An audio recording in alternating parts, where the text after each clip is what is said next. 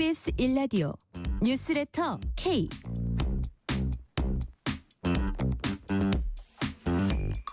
안녕하세요. 뉴스레터 K 진행하는 전종철입니다. 나중에 집값이 안정되면 돈 모아서 사라고 말했지만 정작 갭 투자로 집을 매매한 것으로 알려져서 공분을 산 이상경 국토부 1차관이 오늘 공식 사과했습니다. 부동산 정책을 담당하는 공직자로서 국민 여러분 마음에 상처를 드린 점을 사과한다고 말했습니다. 오늘 국정감사장 곳곳에선 파열음이 터져 나왔습니다.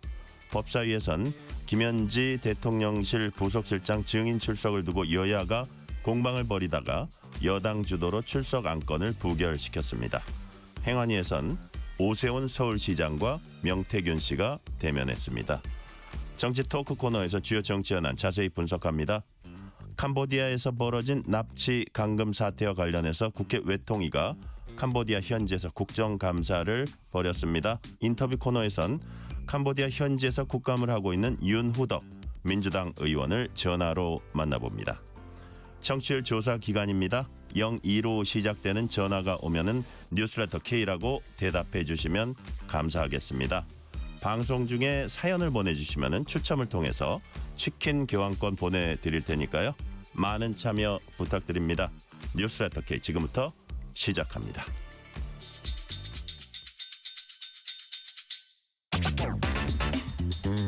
뉴스레터 K 정치 토크입니다. 김수민 시사평론가, 윤주진 국민의힘 미디어특위 위원 나오셨습니다. 어서 오세요. 네, 안녕하십니까. 자, 11호 부동산 대책 발표 이후에 파장이 계속되고 있습니다. 워낙 가장 민생에 밀착한 주제인 만큼 이 얘기가 계속 나올 수밖에 없는 것 같아요. 자, 논란이 됐던 이상경 국토부 차관 오늘 공식 사과했습니다. 자, 이상경 국토차관의 발언 및 사과. 김수민 평론가님 어떻게 평가하세요? 네, 일단 해서는 안 되는 발언이었고 굉장히 비상 조치를 정부에서 취한 상태에서는 네. 관계자들이 다 조심해야 되는 그런 것입니다. 그리고 갭 투자를 이미 해서 고가의 주택을 보유하고 있는 공직자들은 송구스럽다, 그 자체로 송구스럽다라고 얘기를 해야 되는 거고 이걸 좀 기다리라는 식으로 그냥 욕망을 억누르자 이런 발상이 아니라 그렇다고 해서 그러면 내 집이 또 집값이 오르는 것은 바람직하지 않지 않느냐, 이 정도 얘기까지는 할 수 있을 것 같고, 이 정책에 대해서 양해를 구하고 추가적인 대책을 예고하는 이런 행보를 하는 것이 바람직하다라고 보고, 그런 의미에서 저는 정부 관계자 중에서 대통령실의 김용범 정책실장이 가장 모범적인 대응을 했다고 봅니다. 네. 본인 SNS도 이런 거 잘 안 하려고 했는데 이번에는 쓴다 이런 취지로 이틀 전인가 사흘 전에 글을 올렸었는데 여러 가지로 이제 송구스럽고 어떤 불편이라든지 불만 또 이런 것들을 이해한다라고 하는 취지로 글을 이어가면서 공급 대책이나 이런 것도 내놓을 것이고 워낙에 비상한 그런 국면이기 때문에 좀 과격한이라는 표현을 쓰지 않았지만 그 정도의 이런 조치가 필요했다라고 상당히 좀 친절하게 그렇게 글을 올렸거든요. 그것이 이 시국에 바람직한 자세라고 보고, 저는 사실 이상경 차관 정도면 좀 사퇴도 감안해야 되는 거 아닌가라는 생각을 합니다. 우리가 야구할 때도 선발 투수가 제대로 못 던질 때, 경기가 상황이 좋지 않을 때는 특히 포스트 시즌이나 국제 경기 토너먼트에서는 조기 강판 시키는 경향이 있거든요. 네. 그런 것처럼 지금 또 비상시국이기 때문에 저는 사실은 경질이나 사퇴까지도 고려해야 될 사안이 아닌가. 그 정도로 지금 심각한 상황이고, 또 정부에서도 아주 비상 수단을 꺼낸 것이기 때문에 거기에 걸맞는 좀 분위기라든지 이런 것들이 필요하다고 봐요. 네. 야구 격언 중에 투수 교체는 빠르면 빠를수록 좋다 이런 얘기도 있긴 한데, 자, 국민의힘 김희정 의원은 단순한 막말이 아니라 국민 고통을 외면한 폭언이다 이런 얘기까지 했는데 윤주진 의원은 어떻게 보셨어요? 그러니까 15억이 서민 아파트다, 이 발언이 우리 대한민국 국민들과 특히 청년 세대에게 줄 수 있는 이 충격은 어마어마했다고 보고요. 그런데 저는 김수민 평론가님 말씀대로 당연히 사퇴가 필요한 부분이지만 저는 사퇴하기 어려울 거라고 보는 것이 과연 이상경 차관 한 명의 문제인가, 그리고 이것이 망언의 문제인가라는 겁니다. 이거는 제가 봤을 때는 망언의 문제가 아니라 철저한 내로남불과 그 다음에 이제 행동과 어떤 말과 행동의 어떤 유리된 괴리되는 것이거든요. 사실 지금 뭐 차관만 문제가 되는 것이 아니라 민주당의 김병기 원내대표도 마찬가지 프레임에 지금 쌓여 있습니다. 뭐냐 하면은 결국 본인들은 먼저 갭 투자라고 하는 우리나라에서 상당히 성행했던 투자 방식을 통해서 막대한 시세 차익을 얻고 그렇게 또 사실은 그 시세 차익을 바탕으로 내 집 마련의 꿈까지 이뤄낸 사람들이거든요. 근데 지금 청년들에게는 갭 투자도 하지 말아라. 대출도 받지 말아라. 이렇게 돼버리면은 결국은 계속 전세, 월세로 계속 내쫓기는 이 악순환에서 이게 과연 말 한마디 뱉은 것에 대해서 주워 담는다고 해결될 문제인가? 만약에 이상경 차관이 사퇴하면요. 그러면 김병기 원내대표는 다른 장차관들은 이런 식으로 도미노로 물고 늘어지게 되면은 결국 이 정권이 이 부동산 대책을 이어갈 수가 없습니다.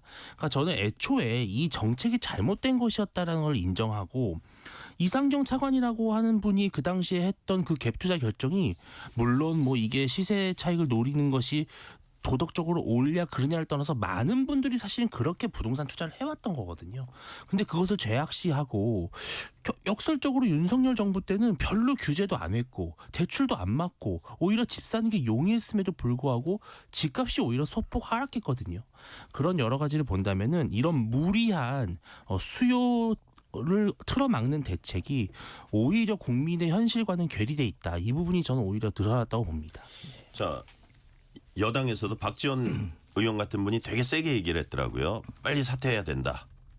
뭐 이렇게 얘기하는데 아까 김수민 위원님도 그런 비슷한 얘기를 했고, 자 일단 민주당 얘기 들어보고 얘기 이어갈게요. 민주당 공급을 빠르게 추진하겠다고 밝혔습니다. 한정혜 민주당 정책위 의장 얘기 들어보시겠습니다. 정부가 앞서 발표한 97 대책의 후속 과제를 정기 국회 내 조속히 입법하고 수요에 부합하는 주택 공급 대책 마련에 역량을 집중하도록 하겠습니다. 도심 내 노후 시설과 유휴부지를 활용하는 노후 공공청사 복합개발 특별법, 그리고 학교용지 복합개발 특별법, 1기 신도시 정비사업 등 정비사업의 주요 절차의 동시 처리 등 절차와 사업성을 개선하기 위한 도시정비법과 노후도시정비법, 정비 절차를 간소화하고 주민 재정착을 지원하는 도시재정비 촉진법, 수도권의 공공주택 공급의 속도를 내고 공급 여력을 확충하는 공공주택 특별법, 공사기간이 단축되는 모듈러 주택 보급 활성화를 위한 모듈러 특별법 등 수속 법안들이 조속히 마련되어 정책 집행의 효율 그리고 속도가 제고될 수 있도록 총력을 다하겠습니다. 자, 서울과 경기도 일부 지역 아파트 수요 워낙 많으니까 이제 새로운 신도시 건설하고 이거는 너무 먼 얘기입니다, 사실. 그래서 도심 노후 시설이라든지 유휴 부지 활용해서 이제 공급 물량 마련하겠다는 건데, 자, 근데 이게 공급 물량 이게 말은 좋은데 항상 고민이 보통 5년이 걸리거든요. 뭐 지금 하고 있는 거를 당긴다 뭐 이런 얘기도 있는데 그거는 좀 보완적인 거고, 그냥 항상 국민들한테 가장 필요한 건데 공급을 늘리는 게 체감은 떨어지고, 이건 어떻게 좀 어떤 방향으로 가야 될까요? 일단 장기전일 수밖에 없다는 건 다들 고려하셔야 될 것 같고, 네네. 아까 전에 윤석열 정부 때는 집값이 그렇게 뭐 뛰지 않았다라고 평론가님 지적을 하셨는데, 사실 그것도 문재인 정부 중반기 후반기 거치면서, 그러니까 문정부가 처음에는 공급을 다소 경시했던 것은 맞는 것 같습니다만 중반 후반기에는 공급 신호도 주고 공급도 했거든요. 그게 이제 풀려 나오면서 진정이 된 것이 때다. 그렇죠. 예. 그리고 이제 사실 문재인 정부 때 집값이 올랐던 것도 이명박 정부 때는 보금자리 주택이나 이런 공급 정책을 적극적으로 썼습니다만 박근혜 정부 때는 별로 쓰지 않았거든요. 그런 것들이 박근혜 정부 후반 그리고 문재인 정부 초반에 폭동으로 일어난 거라서 이게 사실 부동산이라는 게 이어 달리기고, 사실 그런 의미에서 민주당이 조금 운수가 나쁜 건 있어요. 공급의 사이클에 비춰봤을 때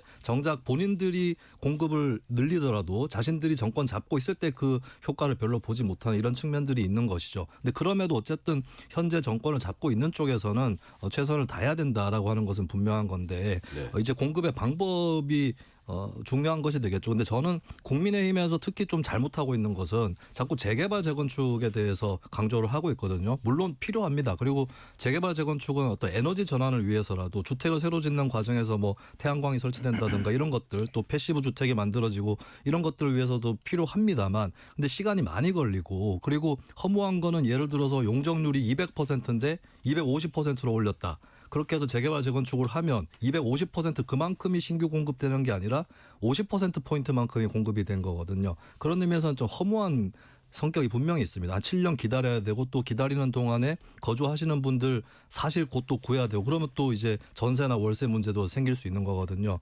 예, 그래서 재개발 재건축에 너무 의존하지 않고 저는 뭐 일각에서 제기가 되고 있던데 국공유지 확보가 돼 있는 이 땅에 좀 집중적으로 일단 주택을 많이 공급할 필요가 있지 않을까 이렇게 생각을 하고 네. 이제 공급에 대해서는 장기전이기 때문에 긴 호흡으로 또 끊임없이 해야 될 것이긴 한데 그런 한편으로는 공급이 다는 아니다. 그렇게 시간이 걸리는 것이고 공급만 푼다고 해서 되는 일은 아니기 때문에 수요에 대한 문제도 같이 고민해야 된다고 봅니다. 자, 이게 이제 공급 방법을 보니까 인주진 의원님 뭐 여당 정부 여당은 공공주도 야당은 민간주도 뭐 이런 얘기도 하고 재개발 재건축 뭐 속도 이런 얘기도 하는데 뭐 좀 차별성이 있습니까? 야당의 방안에? 제 생각에는 이게 누가 하느냐의 문제가 되게 중요한 그래요? 것 같아요. 예, 그러니까 예. 우리 왜 뷔페 가면은 예. 한 접시밖에 못 펀다. 그럼 어떻게 하죠? 가득 쌓아오잖아요. 예, 예. 그런데 접시가 많아요. 접시를 10번, 20번도 대볼 수 있다. 그러면 예쁘게 담아옵니다. 이렇게도 먹어보고 저렇게도 먹어보고. 예.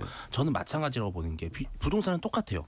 공급을 한다고 해도 이재명식 공급, 민주당식 공급은 계속 규제가 촘촘히 있고 특히 이제 사업자. 이 개발 사업자들이라든지 그다음에 건설 업체를 되게 죄악시하고 이번에 이제 특히 산재 문제가 되게 컸다고 보는 게 사람이 당연히 다치거나 죽으면 안 되죠. 그거는 당연한 것이지만 그 기업을 막 주가가 폭락시켜서 망해야 된다 이런 식으로까지 공포 분위기를 조정했을 때는 결국에는 현장에서 누가 집을 지을 것이냐 그리고 누가 그 엄청난 갈등과 이해관계를 조정하면서 사람들을 설득해서 재개발 재건축을 통과시킬 것이냐 저는 이러한 문제가 있는데 지금 민주당식 공급 정책이라는 거는 사실은 여야가 별로 크게 다르지가 않아요. 그러나 누가 한다고 했을 때 저는 똑똑히 기억나는 게 박근혜 정부 때를 기억해 보면은 제가 네. 그때 이제 신혼이었거든요. 예. 아니 전세가랑 매매가가 500만 원 차이였어요. 똑같아요? 예, 그래서 부동산에 가서 아니 누가 집을 사냐고 했더니 오히려 부동산 사장님이 집을 왜 사요? 집은 나중에 사면 되지. 전세로 가세요. 그냥 이러는 거예요. 이게 심리입니다. 근데 지금 민주당 정권은 지금이 제일 싼데? 오늘이 막차인데?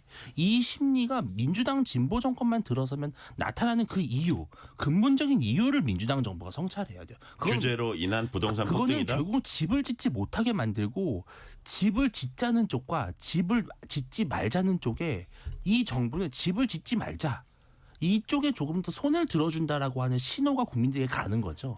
근데 사실 예를 들어서 이번 부동산 대책을 야당이 많이 비난하는데 뭐 일리가 없는 건 아니지만 부동산 값을 안 잡을 수는 없잖아요. 일단 너무 과열되면은 잡기는 잡아야 될 거 아니에요. 그런데 이게 우리가요. 사실은 국민들께서 아셔야 되는 게 부동산 시장은 거대한 중고나라입니다. 우리는 그렇지 않겠습니까? 집이 있는 사람이 집을 어느 날 갑자기 왜 팔겠어요? 그건 어느 집을 사야 되기 때문에 그런 겁니다. 다른 아주 멀쩡한 집이 있는데 나 오늘부터 그냥 집 마음에 안 들어. 난 집 없어도 될 것 같아. 이렇게 집을 파는 사람들은 거의 없어요.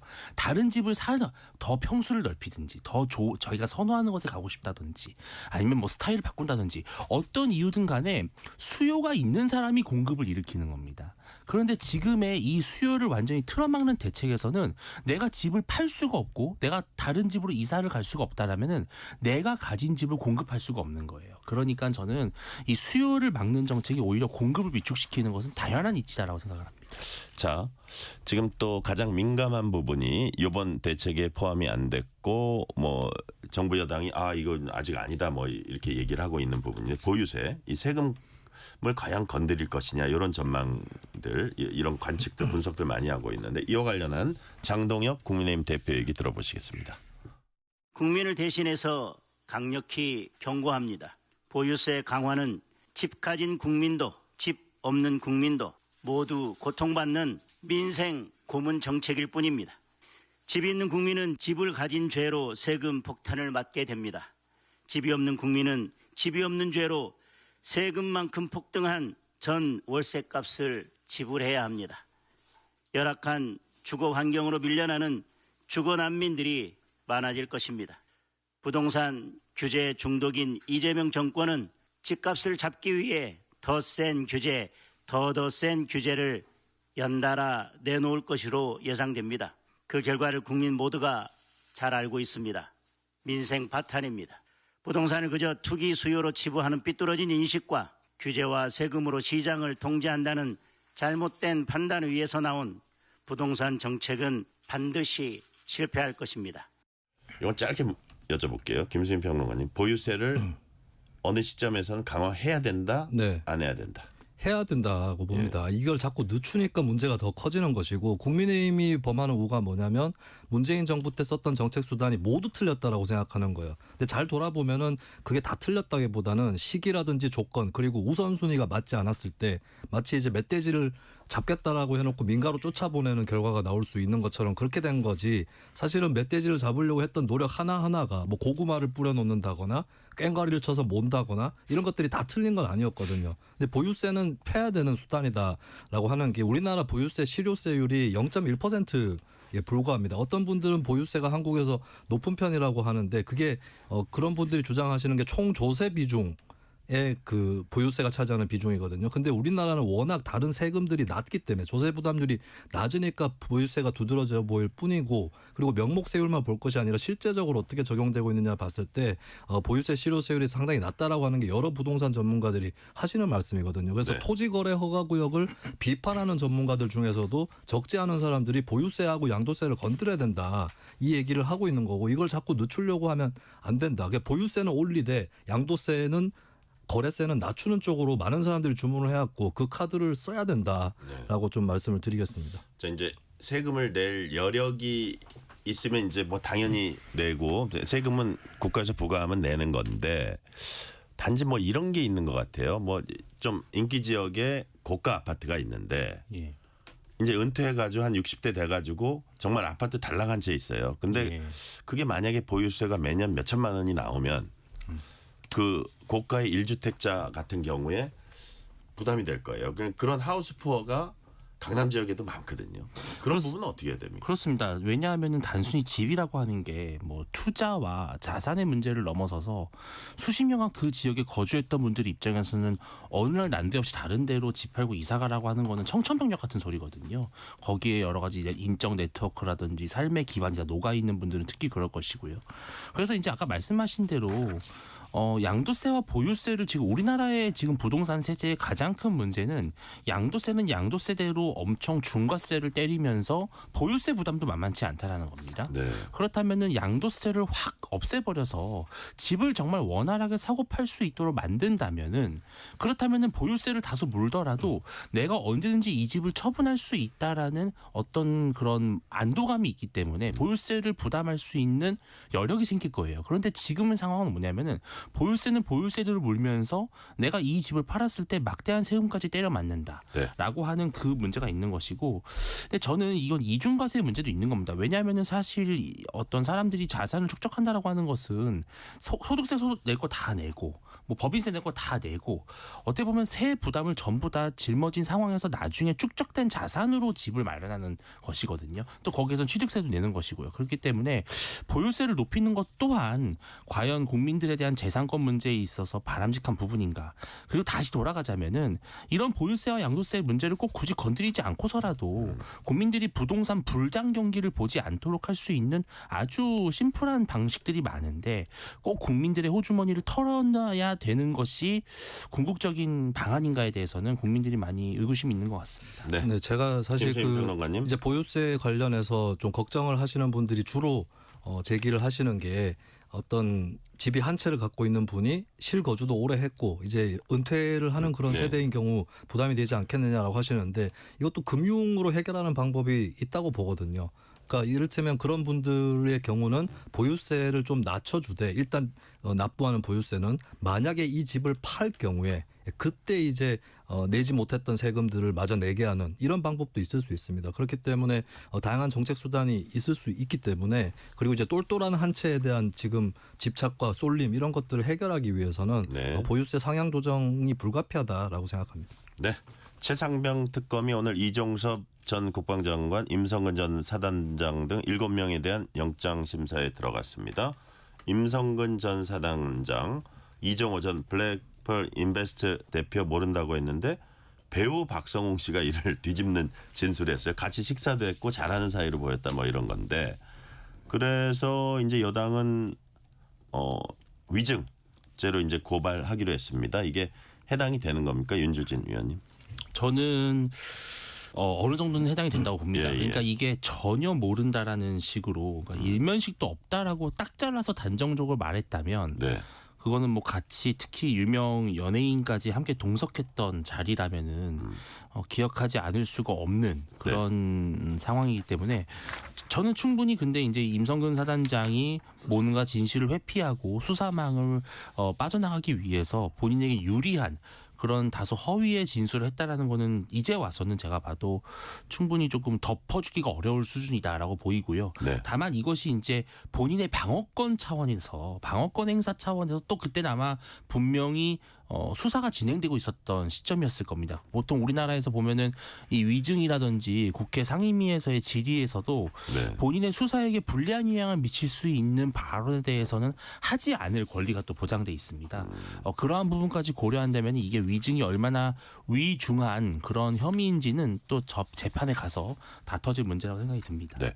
보니까 또 휴대전화 비밀번호를 모른다. 이걸 계속 네. 어디다가 최근에 아마 줬나 봐요. 그거는 이런 부분들까지도 같이 포함이 될 수 있는 겁니까, 김수민 평론가? 네, 일단 이거는 임성근 전 사단장이 구속 위기에 몰리니까 본인이 증거 인멸할 그럴 사람이 아니다라는 걸 입증하기 위해서 좀 뒤늦게 얘기를 하는 것 같고, 그러니까 그동안 기억이 안 났다가 뭐 하나님의 사랑과 가오로 뭐 기억이 났는지 혹은 뭐 여러 가지 숫자를 다 맞춰보다가 풀린 건지는 모르겠지만 이제 와서 이제 풀 수 있다라고 얘기를 하는 거거든요. 근데 네. 이게 본인의 말이 맞다고 하면 더 심각한 것이 정말 기억을 못했다면, 근데 이걸 20자리로 채워놓은 것은 수사에 대비해서 채워놓은 거거든요. 그러면 본인이 모를 정도로 급박하게 아무 숫자를 막 쳐가지고 20자리를 만들어가지고 그렇게 잠궈놨거나 아니면 고의적으로 나도 잊어버려야겠다, 나도 기억 못할 정도의 주문을 해요, 본인한테? 그 정도의 20자리를 만들어내서 막 이렇게 의도적으로 했을 경우, 이런 것들을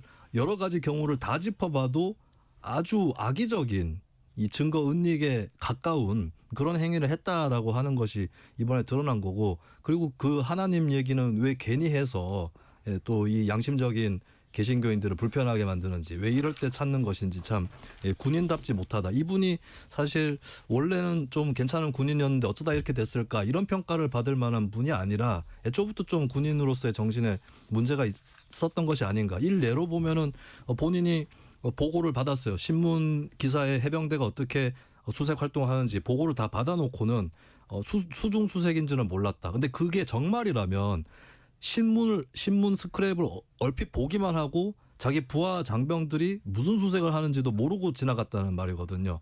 그게 사실이라도 군인으로서 문제가 있는 분이다. 종합적으로 그렇게 판단을 할 수밖에 없습니다.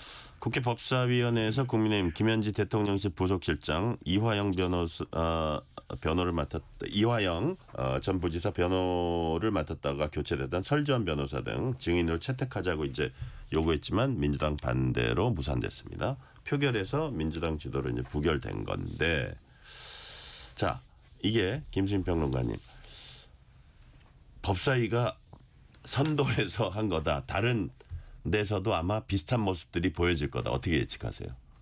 부결시킨 부결시키고 이제 증인으로 출석시키지 않는 거. 일단 국민의힘이 좀 지나친 요구를 한 건 맞죠. 6군데 상임위에서 출석 요구에 관련된 얘기들이 있었기 때문에. 근데 예를 들어서 법사위만 보면 네.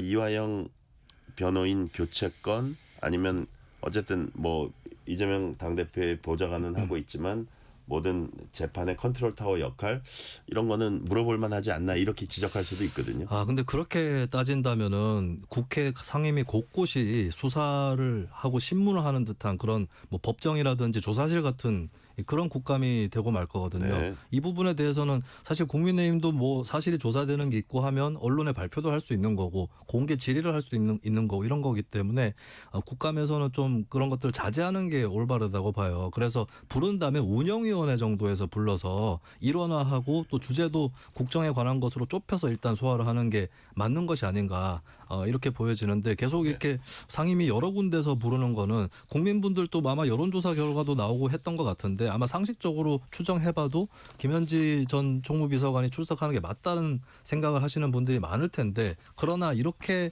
여러 군데서 중구난방으로 얘기가 나오는 것에 대해서는 좀 거리를 두는 그런 민심이 많지 않을까 싶습니다. 자, 윤주진 위원님, 예. 예를 들어서 이제 민주당에서는 국정감사한다면서 이게 정치적으로 흔들라고 사실 하는 거 아니냐? 이재명 대통령 흔들라고 하는 거 아니야? 이재명 대통령의 복심이라는 이유로. 예. 근데 그렇기 때문에 더 그거는 그 사람에 대해서 알아봐야 된다. 이게 야당의 논리거든요. 예. 근데 제가 좀 약간 비슷하면서 다른 질문 드리면 예. 최근에 개혁신당 이긴 사무총장이죠. 이분이 보니까 성남시의원과 경기도의원을 했더라고요. 그래서 예. 영상을 좀 갖고 있는데 2004년 성남 시의회 난입하는 거기에 이재명 예. 당시 변호사하고 김현지 씨하고 막 이렇게 막 같이 상대방과 몸싸움을 벌이는 그런 예. 모습. 뭐 이런 여러 가지 모습들을 보면서 뭐라 그랬냐면 이긴 사무총장이 이 긴밀한 관계가 얼마나 위험스러운지 보여주고 싶었다. 동감하십니까? 저도 그 영상을 봤는데 네. 이게 단순히 어떤 하나의 프로젝트를 공동으로 참여하는 사람들이라기보다도 정말 전투에 임하는 전장에 있는 전우 같은 느낌이 들었어요. 그래서 이 김현지라고 하는 인물이 단순히 이재명 대통령의 참모를 넘어서서 어떤 국정 운영의 공동 컨트롤 타워 정도까지 갈 수 있는 정도의 영향력을 가진 게 아니냐라는 느낌이 물씬 들 정도의 영상이었습니다. 그래서 저는 이 법사위의 김현지 부수시장을 부르는 것이 왜 필요했냐면은 지금 이재명 정권의 가장 심각한 아킬레스건 바로 사법 리스크죠. 그리고 국민들이 의심하는 것이 조희대 대법원장 사퇴 요구라든지 여러 가지 지금 변호인 출신들, 대장동 변호사들 출신들의 인선이라든지 지금 이재명 대통령의 사법 리스크를 중심축에 놓고 국정이나 인사나 여러 가지 정무적 판단들이 이루어지고 있다라고 하는 그런 합리적 의혹을 갖고 있다면 재판과 변호인 문제에 직접 관여했던 김현지 부속실장이 결국 이재명 대통령의 가장 심각한 현안인 사법 문제까지 지금 현재 총지휘하고 있는 게 아니냐.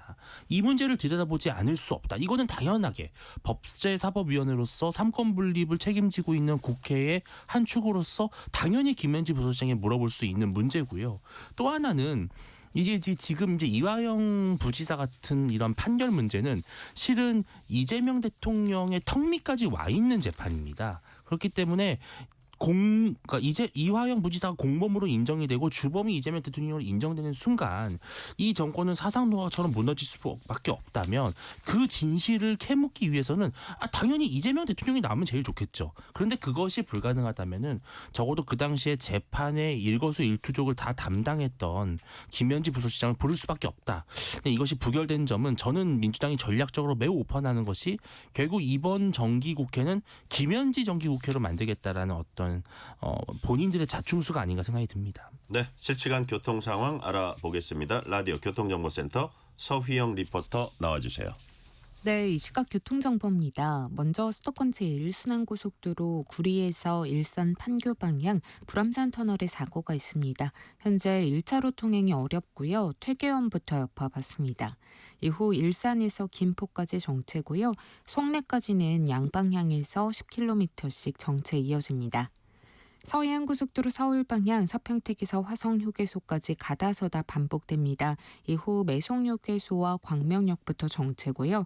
나란히 가는 평택 시흥고속도로 시흥 쪽도 마도에서 송산마도 지나기 어렵습니다. 이어서 서울시내입니다. 서부간선 지하도로 일직 방향으로 안쪽에 추돌사고가 발생했습니다. 이 구간 지나는데 30분 이상 걸리고요. 올림픽대로 공항 방향 영동대교 2차로에 발생한 사고로 청담대교부터 밀립니다. 지나서 여의상류까지도 흐름이 답답하게 이어집니다. 강변북로 구리 방향 마포대교 지나 3차로에는 고장난 화물차가 멈춰 있고요. 지나서 영동대교까지 흐름 이어집니다. 또 내부순환로 성산 쪽으로는 월곡 램프에서 연희 램프까지 가다서다 반복됩니다. KBS 교통정보센터였습니다.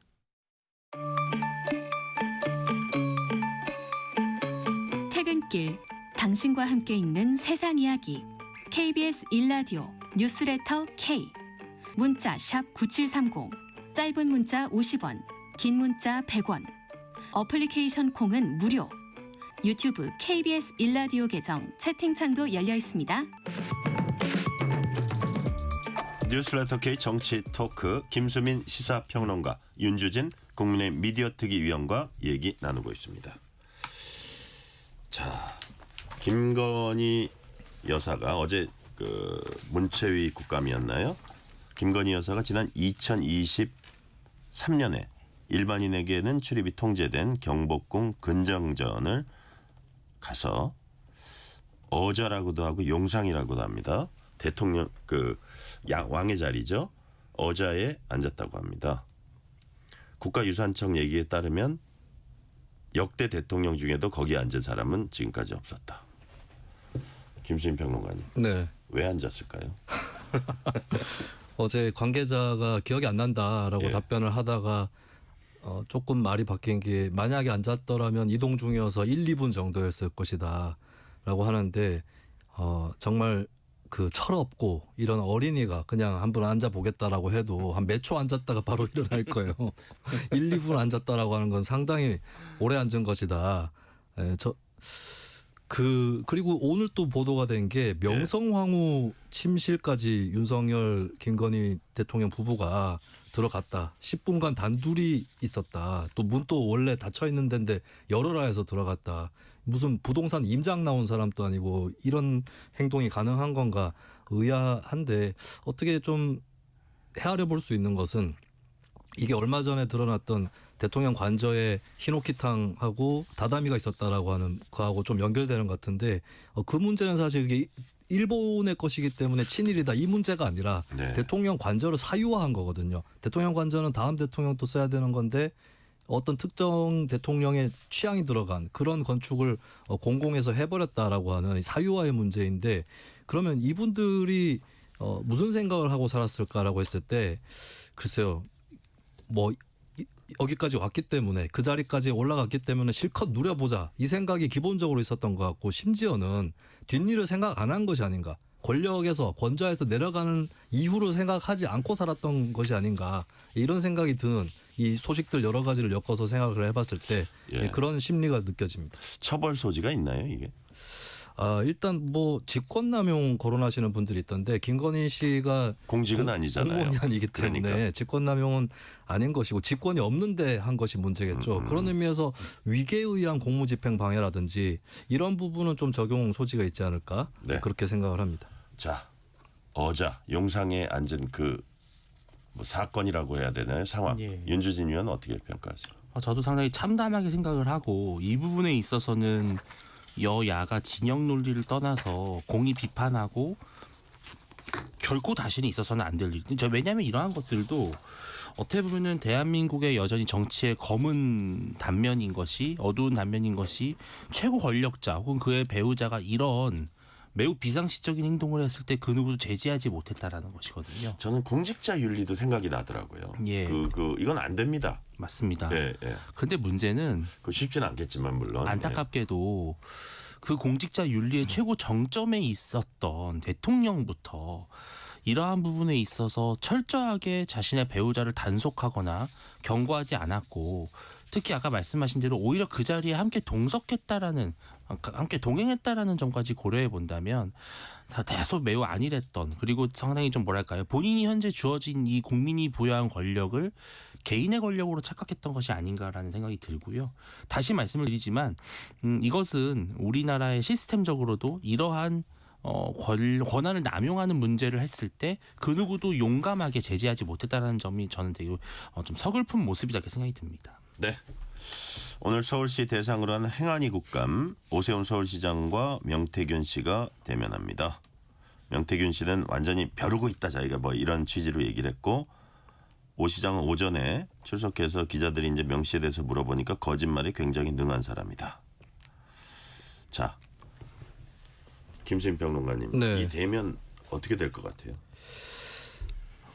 지금 아직 대면이 시작됐다는 얘기는 네. 아직 못 들었는데. 예. 진행 중인 것 같습니다. 그래요? 예, 네. 그리고 뭐 이제 주로 명태균 씨는 일곱 만났다, 나한테 뭐 아파트까지 주기로 했었다 이런 식으로 하는데 이제 오세훈 시장은 계속 묵묵부답이다가 내 앞에서 울었다라는 말을 했을 때 오세훈 시장이 피식 이렇게 웃었다 뭐 이런 기사까지 현재 나오고 있는 것 같아요. 그래요? 네. 이게 이제 마치 대질하듯이 진행이 되고 있는 건데, 근데 오세훈 시장도 뭐 수사에서 밝혀질 일이다 이런 입장으로 나올 것 같은데, 근데 만약에 명태균 씨가 아직까지 전부 말했던 것이 전해지고 있지는 않지만, 만약에 명태균 씨가 굉장히 상세하게 기억을 살렸다면서 얘기를 해버리면, 그러면 그럴수록 오 시장이 좀 침묵해도 되는 상황은 아니게 될 것 같아요.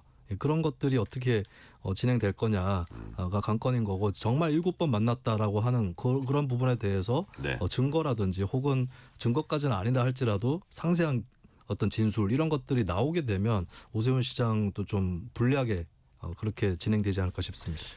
또 오세훈 시장의 좀 뭐라 그럴까 최근에 이슈 중에 한강버스 예. 이 부분 이제 중단돼 가지고 다시 한번 뭐 안전 체크하고 더 이렇게 시험 운전한 다음에 다시 한다. 그리고 한강 체크의 그 안전 문제도 있고 그다음에 교통수단으로 한다 그랬는데 출퇴근용으로는 너무 느리다 이런 것도 있고. 네. 윤주진 의원은 어떻게 평가하세요? 근데 저도 런던이라든지 그다음에 뉴욕, 그다음에 네. 호주, 시드니 이런 곳에서 운영되는 페리를 타보면 네. 실제로 많은 분들이 정말 출퇴근에 이용을 하는 그 경향이 있습니다. 근데 우리나라 한강 같은 경우는 좀 특수한데 저는 사실은 근데 기본적으로 이게 지금 이제 도전하고 있는 단계잖아요. 그렇다면 저는 우리 국민들과 언론이 너무 조급할 필요는 없는 것 같다. 그러니까 충분한 시행착오를 거쳐봐야 되는 것이고, 사실은 이 한강버스를 도입하는 것은 두 가지 목적입니다. 첫째는 우리나라가 한강이라고 하는 이 천혜의 자원을 네. 제대로 교통과 관광에 활용하지 못하고 있다라는 늘 지적됐던 문제고요. 두 번째는 뭐 서울의 교통체증을 조금이나마 완화하기 위한 대안인데 뭐 수심이 얕다, 그 다음에 안전 문제, 또 여러 가지 뭐 강풍이라든지 강수 여러 문제를 어쨌든 악조건 속에서 운영을 계속 해봐야만 네. 실은 나중에 안정적으로 운영을 할 수 있는 것인데 너무 빨리 성공만을 요구하는 것 같다라고 하는, 특히 여당이 너무 좀 조급한 모습을 보이는 것 같은데요. 앞으로 개선해야 될 점이 많다고 보고, 지금 현재 제가 보니까 기대했던 시속보다 훨씬 더 적게 속도가 운영이 되고 있는 것 같아요. 그런데 당초에 기대됐던 37km, 시속 37km까지만 만약에 그 속도를 올릴 수 있다라면 기존의 지옥철을 대체할 수 있는 효과적인 수단이 될 수 있다라고 저는 기대하고 있습니다. 자, 김수민 평론가님. 한강버스도 하나의 뭐 현안일 수 있고 이슈일 수 있고, 명태균 리스크, 그리고 부동산. 지금 이제 서울시 국감은 다른 국감과 달리 창이 여당이고 방패가 지금 야당입니다. 그렇죠. 자, 그런 상황이고, 어떻게 많은 잠재적 주자들이 많이 이 국감을 보고 있을 거예요. 그리고 뭐 약점 없나 이러고 보고 있을 텐데, 이런 것들이 제가 말씀드린 이런 사안들, 쟁점들이 얼마나 그 오세훈 시장에게 좀 영향을 줄 수도 있다고 보세요. 저는 의외로 곧바로 어떤 지지율이나 인기에 타격을 주고 있는 것 같지는 않아요. 그거는 일단 조금 두고 볼 일인데, 네네. 근데 그게 썩 좋은 건 아닌 게, 이제 워낙에 국민의힘이 당이 위기에 있고 또 12.3 사태 이후로 여러 가지로 내란 동조당이다라고 하는데 많은 국민들이 동의를 하고 있기 때문에, 근데 그나마 거기서 그렇게 드세게 행동하지는 않았던 오세훈 시장이기 때문에 상대적으로 카드로서 남아있는 것 뿐이지, 이런 네. 정책들에 대해서 높게 평가받을 소지가 과연 있을까. 그러니까 한강버스도 계속 놔두면 놔둘수록 애물단지가 될 것이 뻔해 보여요. 지금 시속도 별로 내고 있지 못한 데다가, 그리고 오세훈 시장이 최근 들어와가지고 이 한강버스는 민간회사가 운영한다는 논리를 댔는데, 사실 그 자체도 사실관계 안 맞는 것이 지분의 반 이상을 SH가 갖고 있다라고 하는 점이고, 두 번째는 그게 맞다고 해도 그럼 민간회사에게 그렇게 혈세까지 이렇게 투입을 한다거나 지원을 해가지고 이걸 운영하겠다는 거냐, 이렇게 결국에 반문이 나올 수밖에 없는 거거든요. 그리고 앞으로 여기서 수익이 창출된다고 해도 잘 살펴봐야 되는 게, 지금 이미 한강버스가 선착장이 있는 곳에 카페들은 핫플레이스가 됐어요. 근데 수익들이 주로 거기서 나오는 거죠. 버스에서 나오는 게 아니라. 그래서 이런 것들이 한강버스가 돌아다니면 돌아다닐수록 뉴스에 나오면 나올수록 이건 마이너스가 될 수밖에 없고 정말 같은 당이지만 이명박 서울시장하고는 많이 다른 결과가 나올 것 같아요. 버스 중앙차로나 청계천 같은 경우는 여러 논란이 있었고 잡음이 있었지만 어쨌든 정착이 되고 또 일부분은 긍정적인 유산으로 많이들 또 초당적으로 평가를 받는 부분이 있거든요. 네. 근데 오세훈 시장은 계속 그런 것보다는 실질적인 성과보다는 뭔가 자꾸 상징적인 걸 만들어내려고 하는데 잡음이 생기는 이런 시장으로 기록이 된다면 결코 앞으로 정치적으로도 실익은 없을 것으로 봅니다. 자, 지방선거에도 어떤 영향을 미칠지 좀 지켜봐야 되는데 실익이 없는 측면도 있다. 윤주진 의원 어떻게 보세요? 한강버스는 그렇게 큰 논란거리는 아니라고 봅니다. 왜냐하면 서울 시민들에게 아주 직접적인 영향을 주는 문제는 아니고 잘 되면 좋겠지만 이것이 안 된다고 했을 때 엄청난 막대한 어떤 뭐 재정 파탄이라든지 그런 것으로 이어지는 아닌 것이기 때문에 크지 않다고 보고 명태균 리스크는 이제 반대로 생각해 보면은 이재명 대통령이 어떻게 보면 윤석열 정권에서 사법 리스크로 계속 때려 맞았잖아요. 저는 만약에 특검이 오세훈 시장을 소환하고 기소하는 순간 이거는 정치적 탄압으로 갈 수밖에 없는 겁니다. 그리고 명태균 씨가 당초에는 윤석열 부부에게 칼을 겨눴었어요. 근데 이미 윤석열 정부는 특검이 열심히 파헤치고 있거든요. 그러니까 뭔가 본인이 공을 세워야 된다는 조급함이 있을 거예요. 그 타깃이 누구냐? 다음에 가장 강력한 대권 주자이자 내년 지방선거에서 가장 중요한 승부처인 서울시장 오세훈을 무너뜨려야 된다. 그래야 내가 뭔가를 받아낼 수 있다. 저는 그런 정무적 판단이 있기 때문에 국민들도 그 부분 알 거라고 보고요. 부동산 시장 같은 경우는 오세훈 시장에게 상당한 호재가 될 겁니다. 특히 만에 하나라도 보유세를 건드리는 순간 서울시장 선거는 민주당으로서는 매우 어려워질 것이다라고 생각이 듭니다. 네, 국회 과방 1호 가봅니다. 최민희 국회 과방위원장 MBC 보도 문제 삼으면서 보도본부장과 질문 응답했는데 뭐 개별 보도 사안에 대해서 말하는 건 부적절하다 이렇게 MBC 보도본부장이 대답하니까 퇴장시켰습니다. 자, 기자협회 가끔 노조 이런 데서 언론자유 침해라고 비판 성명 내자 사실 왜곡 보도 지적이 왜 잘못이냐 이렇게 재반박했고요. 앞서서 자기 SNS에는 삿대질하고 고성 지르는 국민의힘에 대해서는 한마디도 못하면서 무슨 언론자유냐 뭐 이런 얘기도 했고 앞으로 자기는 잘못된 보도 지적하겠다 이렇게 얘기했는데 국회 과방위원장이 뭐 예를 들어서 잘못된 보도가 있으면 뭐 언론중재위원회도 있고 소송하는 것도 있거든요. 근데 국감장에서 그거 보도 나온 간부한테 피감기관 간부한테 그것도 사실 언론 보도를 총책임지는 총책임자한테 그 얘기를 했다. 그래서 약간 파장이 있다. 이 부분 어떻게 보세요? 이 부분은 이미 국회에서 관례로 확립이 돼 있는 것이 개별 보도에 대해서 따지지 않는다라고 하는 그러니까 마치 법사위에서 재판에 대해서 왜 이런 판결했어요 라고 얘기하면 안 되는 것처럼 근데 더군다나 본인에 대한 보도였잖아요. 그건 건드리는 것은 이해 충돌일 수밖에 없는 거고 이거는 방송사 관계자들이나 다들 알고 있는 거고 최민희 의원도 사실 언론사 관계자는 아니었었지만 오랫동안 언론 운동을 했던 분인데 이런 기초적인 부분에 대해서 원칙을 과방위원장임에도 허물어뜨린다. 이거는 변명의 여지는 없는 것으로 보이고 지금 안 그래도 또 그 딸 결혼 관련 문제로 또 여러 가지 논란이 많은데 근데 이 상황에서 또 MBC한테 친국민의힘 보도를 한다라고 하는 그리고 국민의힘 뭐라고 할 때는 가만히 있더니 이런 논리를 펴는데 아니 MBC의 뉴스 목록만 보더라도 그런 얘기를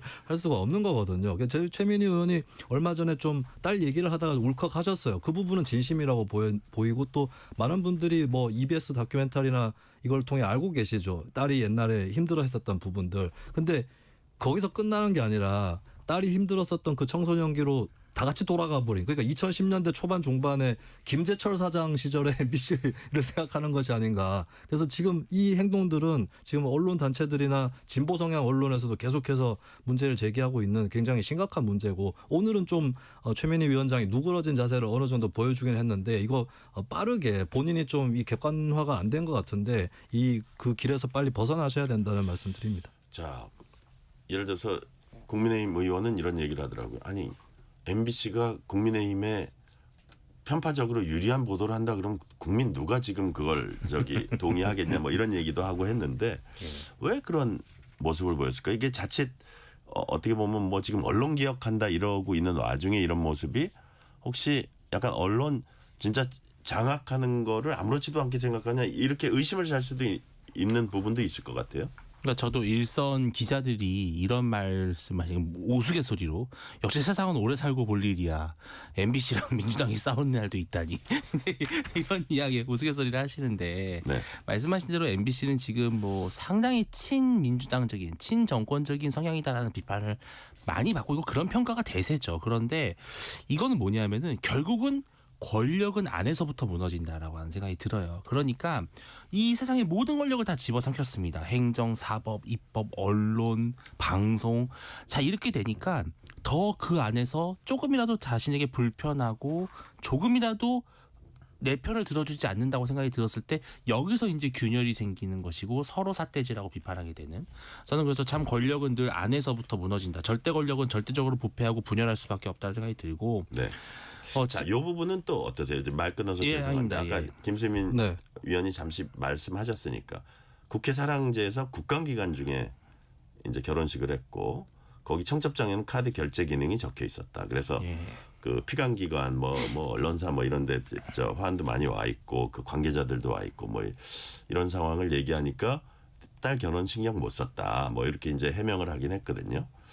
자, 근데 박정훈 의원이 또 독한 얘기를 했어요. 그 피감기관 축의금 토해내면 되지 않냐. 그렇습니다. 그렇게 해야 된다고 보세요. 그러니까 이게 국회 상임위원장 자녀의 결혼식이 국회에서 진행되는 것도 문제지만 하필이면 그때 국정감사 기간입니다. 그러면은 뭐 당연히 여의도 국정감사 기간 중에 여의도 한번 와보시면 진풍경입니다. 전국의 그 피감기관, 소감기관 기업들이 캐리어에다가 잔뜩 문서랑 프린터 짊어지고 와서 대기하고 있어요. 마치 죄 지은 사람들 마냥. 그런 사람들이 그 국회 한복판에 야외에서 벌어지는 결혼식을 과방위원장 결혼식을 무심코 지나칠 수 있다? 그거는 정말 누가 보더라도 이거는 한번 축의금 제대로 땡기려고 하는 거 아니냐 이런 비판을 받을 수밖에 없는 그런 결혼식이었고 심지어 해명도 정말 황당한 것이 내가 양자 역학을 공부하느라 이거 신경을 못 썼다. 그리고 딸 결혼식 날짜도 몰랐다. 유튜브 보고 알았다 그러는데 박정훈 의원이 밝혀낸 바에 따르면은 최민희 위원장 본인 아이디로 신청이 됐다라는 거예요. 그리고 국회 사랑제. 네, 그렇습니다. 거기가 아주 저기 그 인기 그래서 특히 요즘 같이 날씨가 이렇게 좋을 때는 정말 경쟁률이 치열하거든요. 적어도 만약에 그 결혼식장을 원했다라면은 국정감사 기간은 피했어야 됐는데 또 그게 이미 상당히 논란이 됐던 시점이었었어요. 그런데도 비판을 아랑곳하지 않고 강행을 했고 결국 현장을 가보니까 뭐 우리가 들어봄직한 모든 기업들의 화는 줄줄이 이제 늘어서 있었다라는 모습을 보면 아마 축의금이 어마어마하게 쌓였을 것 같은데 박정훈 의원이 그 과기정통부 차관한테 축의금 냈냐고 물어보니까 그 차관도 냈다고 대답했더라고요. 그러니까 이게 떳떳하게 공개해서 다 토해내시는 게 아마 좋은 방법이 아닐까 싶습니다. 네. 범여권법사위원인 무소속 최혁진 의원. 여러 가지 지금 뭐 스타라면 스타가 됐습니다. 조요토미 히데요시 합성사진. 있지도 않은 나경원 언니가 뭐를 소개를 했다 이런 질문. 국민의힘 주진우 의원 질의하는데 바로 옆자리에서 기묘한 표정으로 모니터 들여다봐서 주의원 항의받고 주의원이 고성 지르고 둘 다 퇴장하는 그런 상황도 있었고요. 근데 의원 된 지 넉 달 만에 1억 5천만 원 후원금 한도 모두 채우는 쾌거를 이뤘습니다. 자, 이건 어떤 현상일까요? 김수민 평론가님. 사실 근데 1억 5천만 원이라고 했을 때 그 임명 수를 세 보면 네. 전 국민 중에서는 아주 적은 숫자고 심지어는 민주당 지지층으로 국한하거나 혹은 당원으로 국한해도 아주 적은 숫자일 거예요.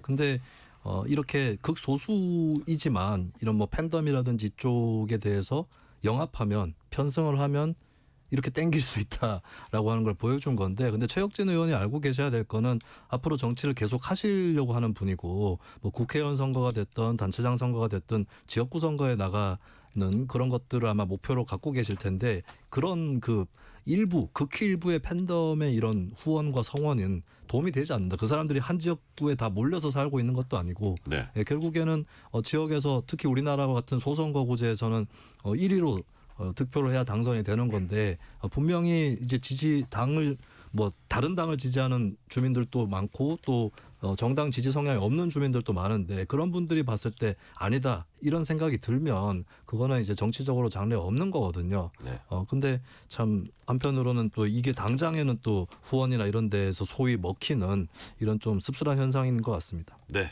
댓글에는 뭐 이런 댓글도 있었대요. 노무현 이후 최고의 국감 스타다. 여하튼 윤주진 의원님 어떻게 평가하십니까? 뭐 스타라면 스타일 수 있겠죠. 스타는 꼭 좋은 스타만 있는 건 아니고요.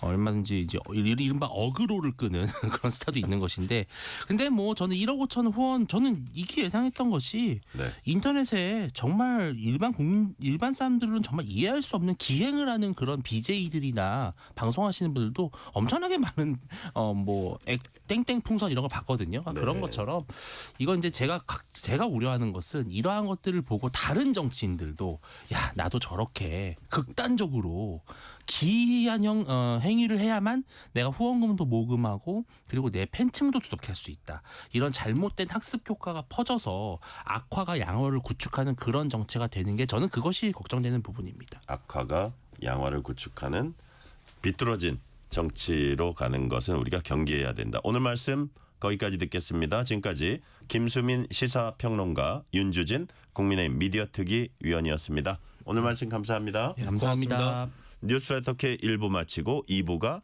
이어집니다.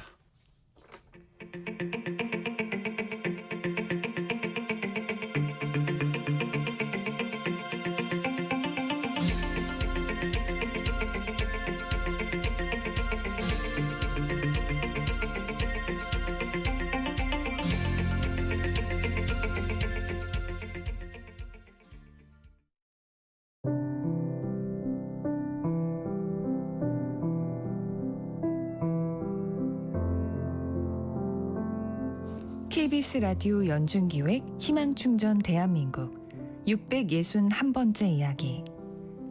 안녕하세요. 아나운서 유지원입니다. 12살 슬기는 선천성 단장 증후군을 앓고 있습니다. 24시간 배에 차고 있는 장루 주머니는 슬기에겐 떼어낼 수 없는 무거운 짐이 되었는데요. 학교에 있을 때도 주머니를 비우는 일은 오롯이 슬기 혼자서 감당해야만 합니다. 얼마 전엔 카테터 감염과 폐혈증으로 중환자실에 실려가 위태로운 고비를 넘겼던 슬기. 입원으로 인한 결석이 잦아지면서 학습은 점점 뒤처졌고 이제는 지적장애가 의심된다는 진단까지 받았습니다. 아빠 홀로 일하며 슬기를 돌보느라 생활비와 치료비는 부족하기만 한 상황. 앞으로의 시간들이 막막하기만 합니다. 힘겨운 현실 속 두 손을 잡고 있는 아빠와 슬기를 위해 여러분이 용기와 희망을 보내주세요. 여러분의 따뜻한 손길이 희망의 빛이 됩니다. ARS 060-700-1580 060-700-1580 한 통화 3,000원으로 희망을 선물해주세요. KBS 라디오 연중기획 희망충전 대한민국은 초록우산 어린이재단, 인탑스 주식회사, 그리고 청취자 여러분과 함께합니다. ARS 060-700-1580 한 통화 3,000원입니다.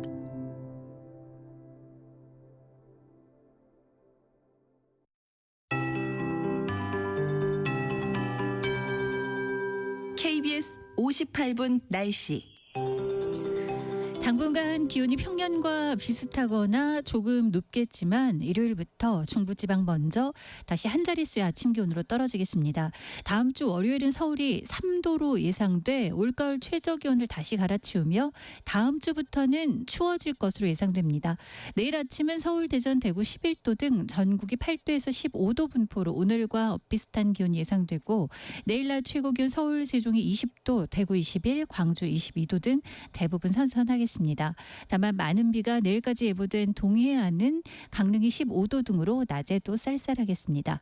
오늘 밤부터 모레 새벽까지 강원과 경북 동해안에 많은 비가 오겠습니다. 특히 강원 영동에 비가 집중되는 시점 내일 새벽부터 오전 사이 시간당 20에서 30mm로 매우 강하게 쏟아질 텐데요. 강원 영동은 모레 토요일 새벽까지 20에서 80, 많은 곳 강원 영동 북부 100mm 이상의 비가 오고 경상권은 5에서 20, 울릉도 독도 10에서 50mm의 비가 내리겠습니다. 그 밖에 경기 동부나 충북, 경북 내륙과 울산은 오늘 저녁까지 빗방울 예보가 있습니다. 내일까지 남해상과 동해상을 중심으로 바람도 매우 강하고 물결도 매우 높겠습니다. 현재 제주 부근 해상에 발효 중인 풍랑특보가 동해상으로 확대될 가능성이 있습니다. 지금 서울 기온 17.4도입니다. 최영우였습니다.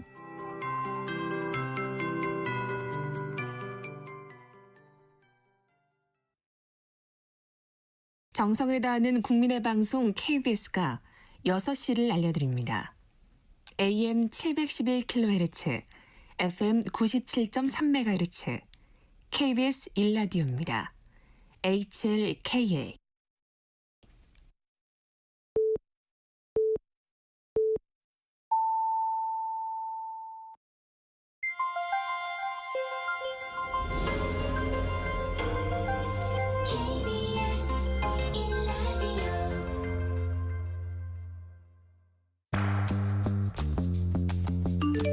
여러분은 지금 퇴근길 시사편지 한 장 KBS 1라디오 뉴스레터 K를 듣고 계십니다.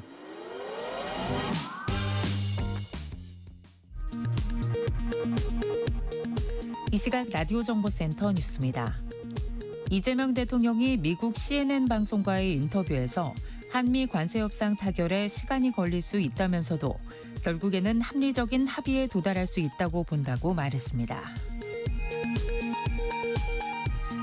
김용범 대통령실 정책실장과 김정관 산업부 장관이 워싱턴을 방문해 미국 러트닉 상무장관과 2시간 가까이 관세 협상을 벌였습니다. 협상 후 김 실장은 일부 진전이 있었지만 끝날 때까지 끝난 건 아니라고 밝혔습니다. 한국은행이 기준금리를 연 2.5%로 동결했습니다. 한은은 동결 배경으로 부동산 가격 상승과 환율 등을 꼽았습니다. 국민의힘이 여권 인사들의 부동산 보유 현황과 발언을 거론하며 내로남불이라고 거듭 비판했습니다. 반면 여론 악화 차단에 나선 민주당은 수도권 공공주택 공급 등을 위한 후속 입법 절차에 나섰고 재건축 초과이익 환수제 완화 논의에도 시동을 걸었습니다. 11호 부동산 대책을 두고 국민의힘은 여권 인사들의 부동산 보유 현황을 거론하며 대국민 사기극이라고 거듭 비판했고 민주당은 주택 공급 대책 입법의 속도전을 강조했습니다. 지금까지 라디오 정보센터 뉴스 편유희였습니다.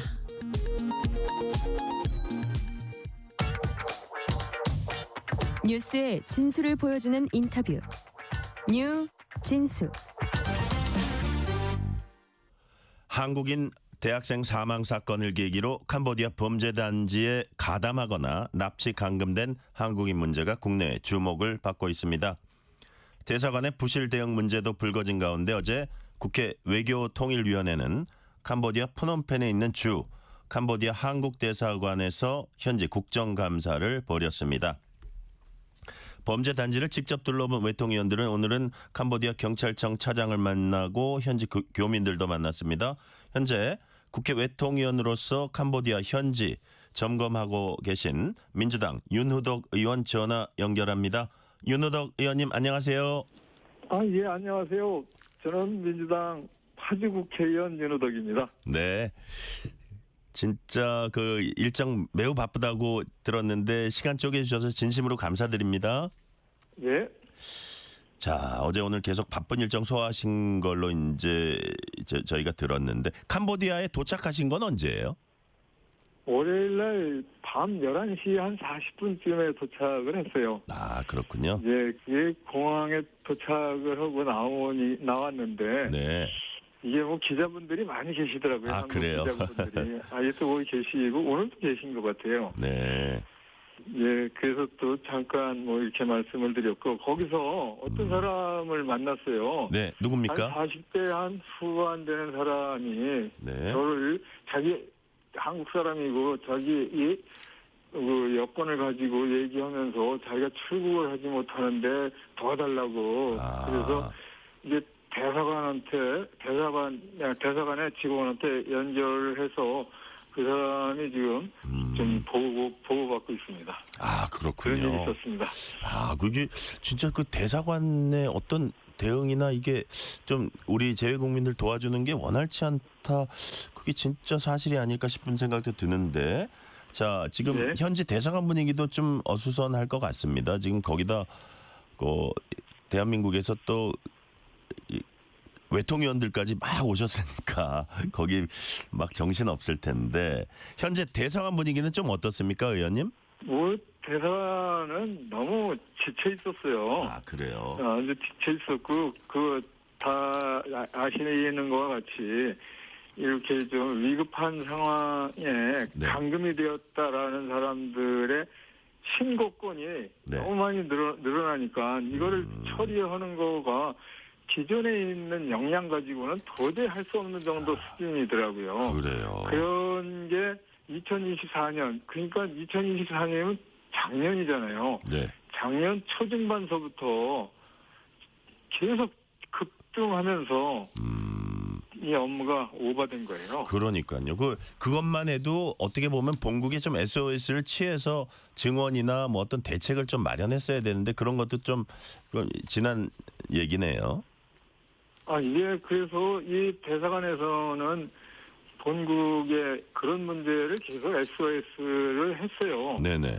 했는데도 이게 인원을 증가해줘야 되잖아요. 우선은. 그럼요.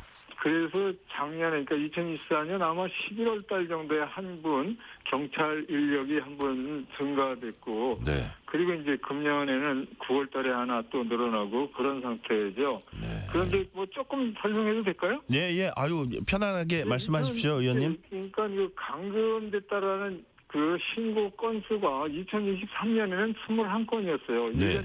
1년 12달 내내. 네. 그런데 2024년에는 1년에 222건이 들어왔어요. 그렇습니다. 10배가 늘어난 거예요. 예. 그리고 2025년 금년에는 이게 8월 말까지 333명이 신고가 됐어요. 그러니까 대사관의 경찰 역량 가지고는 번아웃돼 있는 거예요. 번아웃 사실상. 그래서 이거를 이제 국정감사하면서 들여다보고 거기에 대해서 어떻게 대책을 만드는지 등등에 대해서 논의를 많이 했습니다. 네. 의원님, 저기 우리 국민들 거기 가서 상황이 어떻길래 납치되고 감금되는 건지 직접 캄보디아 범죄단지 들러보셨다고 들었습니다. 범죄단지 어떤 모습이었습니까? 예, 우선 이제 우리 국민이 거기서 못되겠다 이런 말씀하셨잖아요. 네. 근데 우리 국민이라고 표현하면 이건 안 됩니다. 이 범죄 단지에 있었던 사람들이 구출된 거죠, 사실은. 근데 범죄인들이에요. 네. 그럼 우리 국민이 아니라 캄보디아에 가거나 간 사람들이 이 온라인 사기 범죄를 하려고 캄보디아에 간 사람이에요. 그러니까 전혀 영문도 모르고 가서 거기서 당한 사람은 좀 소수라고 보시는 거예요? 아니, 이미 그런 사람들은 국내에서 넘어갈 때도 뭔가 준비하고 알던 데고 그리고 간 거예요. 예. 그런데 지금 얘기하는 우리 국민, 일반 국민은 전혀 상관이 없어요. 네. 이 범죄 단지하고는 전혀 상관이 없습니다. 그러니까 거기 가 있는 한국인들은 거의 범죄자다 이렇게 봐도 그러니까 대부분이 뭐 다는 아니겠지만 그렇게 보시는 거네요. 아이고, 우리 국민은 뭐 전혀 범죄에 하는 거와는 관계도 없고 그 일부 이 온라인 범죄에 연루된 사람들로 이렇게 분류해서 얘기를 해야 돼요. 아, 그렇군요. 절대로 우리 국민 이런 식의 표현을 하면 안 됩니다. 아니, 그리고 이제 그 범죄 단지에 들러봤어요, 어제. 좀 작은 데를 갔는데 거기에 이제 그 캄보디아 경찰에서 이제 그 인도를 해줘서 갔어요. 그래서 들어가 보니까는 그전에는 어떻게 구성돼 있었던 거냐 했더니 그걸 사진으로 보여주더라고요. 네. 그 PC방이 큰 게 있고, 그리고 이제 전화방이 이렇게 격리된 전화방이 쭉 있고 그러더라고요. 네네네. 그리고 거기에서 검거한 사람이 한 150명 정도 돼요. 그 중국인들하고 대부분이고, 그리고 우리 한국인이 거기서 59명이 검거됐어요. 예. 그래서 이 사람들은 거기서 PC방으로 채팅해가지고 로맨스 스캠이라고 알죠? 네네. 그거 한 사람들, 그리고 전화방에서 네. 보이스피싱 한 사람들이에요. 국제적으로 우리 국내나 뭐 이런 데를 대상으로 보이스피싱 범죄를 저지른 거. 예. 네. 그래서 그 사람들이 59명 비행기 해가지고 네. 이번에 데리고 온 거 아니에요. 그러니까 그 경찰청 현지의 경찰은 이렇게 한국에서는 범죄인이잖아요. 네. 그 사람들을 비행기 보내줘서 데리고 가서 너무너무 고맙다라는 거예요. 그 예를 들어서 우리가 전세기를 베트남이 예. 이런 범죄인들은 뭐 반응도 없고 그냥 이렇게 해서 민간인으로 데리고 뭐 민간인이 아니라 민항 항공기를 가지고 이제 데리고 가고 뭐 이런 되는 거예요. 예. 이런 상황이더라고요. 아, 그러니까 어쨌든 한 60명 정도 한국으로 송환된 사람도 다 이제 피의자라고 보시면 된다 이렇게 이제 그 사람이 말씀하시는 거죠. 이제 어제 우리 그 회통이 그 우리 국회의원들이 간 게 원구단지라는 그런 데 갔더니 거기서 검거된 사람들이 그렇게 해서 비행기 타고 송환됐더라고요. 그거예요. 자, 그러고요. 아까 60명 얘기하셨는데 한국인 같은 경우. 근데 아직도 캄보디아 현지에는 한국인이 많이 남아 있다. 이런 얘기가 있는데 이런 분들은 뭐 어디로 지금 잠적을 한 겁니까? 어떻게 된 겁니까? 우리가 이제 걱정하고 참 그러는 거는 그 사람이 범죄를 했든 안 했든 한국 사람이잖아요. 한국 사람. 그 사람들이 다른 나라에서 그 행방불명이 됐거나 감금됐던 것으로 이렇게 신고가 된 거 아니에요. 예. 그래서 2024년에 220명이 신고가 됐는데 220명 중에 210명은 확인이 됐어요. 그래서 10명이 아직 미확인됐어요. 예. 그리고 2025년 금년에 8월 말까지 333명이 신고됐는데 그중에서 70명이 미확인됐어요. 그래서 합쳐서 80명이 어디에 있는지 그 사람의 신체와 생명이 괜찮은지를 확인을 해야 되는 거잖아요. 그러려면 어떻게 이러면 뭐 예지어는 단지 이 온라인 범죄를 하는 그 단지 거기를 이제 급습을 해서 그걸 찾아내야 되잖아요. 캄보디아에 아주 여러 곳이 있습니까? 그런 단지가? 이게 그 국제 MST에서 6월 말에 이렇게 보고한 보고서에 의하면 한 큰 거가 한 50개 정도 그리고 혐의를 가지고 있는 게 또 50개가 있고 그런데 100개가잖아요. 100개. 그리고 이제 조그만 것들, 뭐 호텔, 뭐 이런 데에 있는 거, 뭐 해가지고 대자, 중자, 소자 이런 것들이 많이 있는 것 같은 것 같아요. 아, 그렇군요. 그래서 오늘 이제 그 경찰청에 갔을 때 이게 이 단지, 이 온라인 범죄라는 그 단지를 어느 정도까지 이제 그 급습을 해서 찾아냈느냐 했더니 몇 %냐라고 내가 물어보니까 답변이 지속적으로 계속하고 있습니다. 이렇게 얘기하더라고요. 그러니까 그거에서 좀 나와야 되는데 그쪽 경찰 사람들 얘기는 가서 실제 했더니 뭐 우두머리 이런 애들은 없다는 거예요. 핫바리들이나 남아있고. 그 항상 보이스피싱 그 수사가 중간책 밑에만 잡아요. 위에를 잘 못 잡아요. 그게 이제 항상. 아니 그러니까 이제 분위기가 이렇게 돼버리니까 알아서 센 놈들은 쓱 빠져나간 걸로 좀 느껴지고 그런 좀 생각이 들더라고요. 자, 아까 저기 의원님 말씀하실 때 뭐 7, 80명 정도 신고했는데 아직 확보가 안 된 사람들. 이 사람들은 지금 어디 있는지 우리가 찾아내야 될 사람들인데 그 이외에요. 그러죠. 그 이외에 자신들이 범죄에 좀 깊숙이 개입해가지고 실체가 드러나지 않는 사람이 더 많을 수도 있잖아요. 근데 그거 중에서는 이제 제가 좀 조금만 설명을 할게요.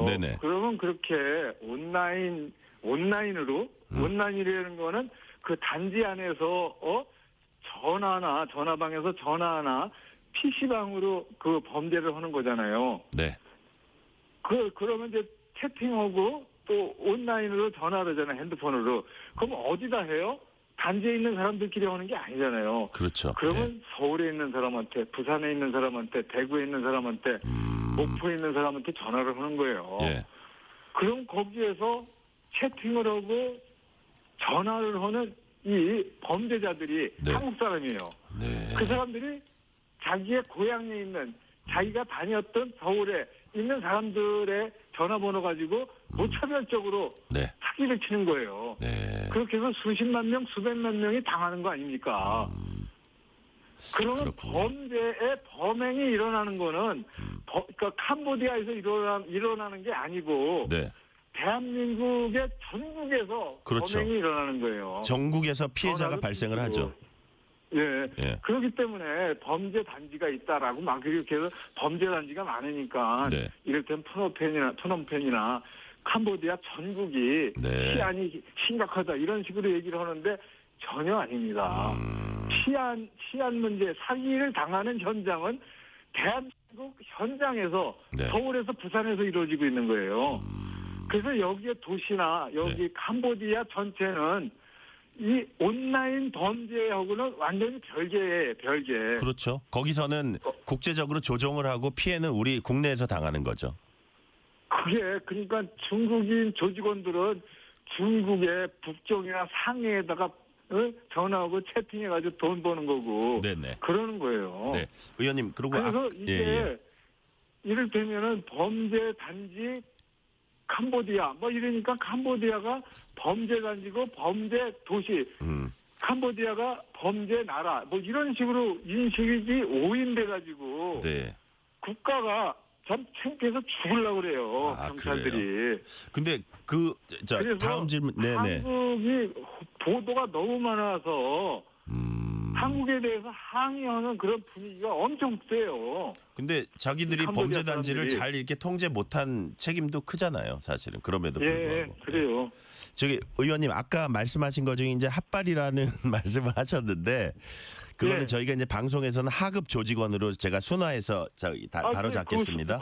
순화하겠습니다. 예, 한국 예. 조직. 예, 예. 그러니까 여기에 온라인 범죄 조직도 큰 조직은 중국 조직이고 그리고 자본도 중국 조직이에요. 네, 그래서 이제 그게 슬슬 이동해가지고 여기가 이제 캄보디아 뭐 이런데 보도가 너무 되고 그러니까 다른 쪽으로 이동한다. 뭐 그래서 이게 풍선 효과가 일어난다. 뭐 그런 얘기가 일어난 거잖아요. 네. 의원님 그중에서 그러고요. 이제 한국에 있는 범죄 조직이 온라인 쪽으로 해가지고 이쪽에 일부는 왔을 거다라는 생각을 합니다. 네, 의원님. 근데 이제 이 캄보디아를 보니까 물론 우리가 뭐 지나치게 좀 이렇게 나쁘게 평가하는 걸 수도 있지만 캄보디아의 최고 권력자의 고문을 이 범죄 단지에 그를 갖고 있는 그 그룹 회장이 맡고 또 그러다 보니까 이 범죄 단지 범죄 조직과 경찰과의 유착 관계도 심해서 우리가 나중에 이제 국제적인 수사 공조를 해야 되는데 그게 좀 어렵지 않을까 이런 전망도 네. 있거든요. 이 부분은 어떻게 보세요? 근데 그 여기서 말씀하신 것 중에 네. 여기 현지의 경찰이나 정부가 뭐 유착됐다 그런 얘기를 제가 네. 그 대한민국 국회의원으로서 예. 증거를 가지고 얘기하는 거는 불가능합니다. 아, 그거는 그렇군요. 제가 예. 얘기할 수는 없습니다. 언론은 뭐 알겠습니다. 그게 했다 하더라도 네네. 그런데 이제 뭐 프린스 그룹이 뭐 혐의가 있고 그런 거는 뭐 언론에 많이 나와 있고 예. 그리고 미국하고 영국은 그 프린스 그룹에 대해서 이제 공식적으로 이제 제재를 해버렸죠. 네네. 뭐 그거에 대해서 뭐 한국 정부가 그 프린스 그룹에 대해서 뭐 영국이나 미국처럼 뭐 제재를 하느냐 뭐 못하느냐 하는 거는 뭐 검토는 하고 있는 것 같아요. 네. 예. 자, 그럼 지금부터는 이제 앞으로 향후에 우리가 지금 뭐 우리 재외 국민을 어떻게 보호할 것이냐 뭐 이런 부분에 좀 초점을 맞춰서 질문을 드릴게요. 교민들이요? 네. 교민? 우리 교민들하고 네. 오늘 이제 교민의 회장 네. 그분하고도 좀 얘기를 했고 네네. 그리고 교민의 한 7, 8분들하고 같이 간담회를 했어요. 예. 근데 정말 같이 울었어요. 아니 왜 교민들은 범죄가 있는 캄보디아에서 살고 있느냐 뭐 이런 얘기가 많이 전화가 오고 거기서 또 이제 사업하는 사람들은 아니 범죄가 있는 나라에서 생산을 하는 상품에 대해서 내가 오파는 이제 중지하고 안 한다 뭐 이런 얘기가 들어온다는 거예요. 그럼 거기 있는 분들 중에 관광산업하고 좀 관련된 분들 많지 않아요? 그렇죠. 그럼 타격이 있을 거예요, 아마. 100개 이상의 제조업을 하는 사람들이 있고 그분 중에 한 분은 이제 그 섬유업을 하고 있는 회장이 나와서 그런 얘기를 하시더라고요.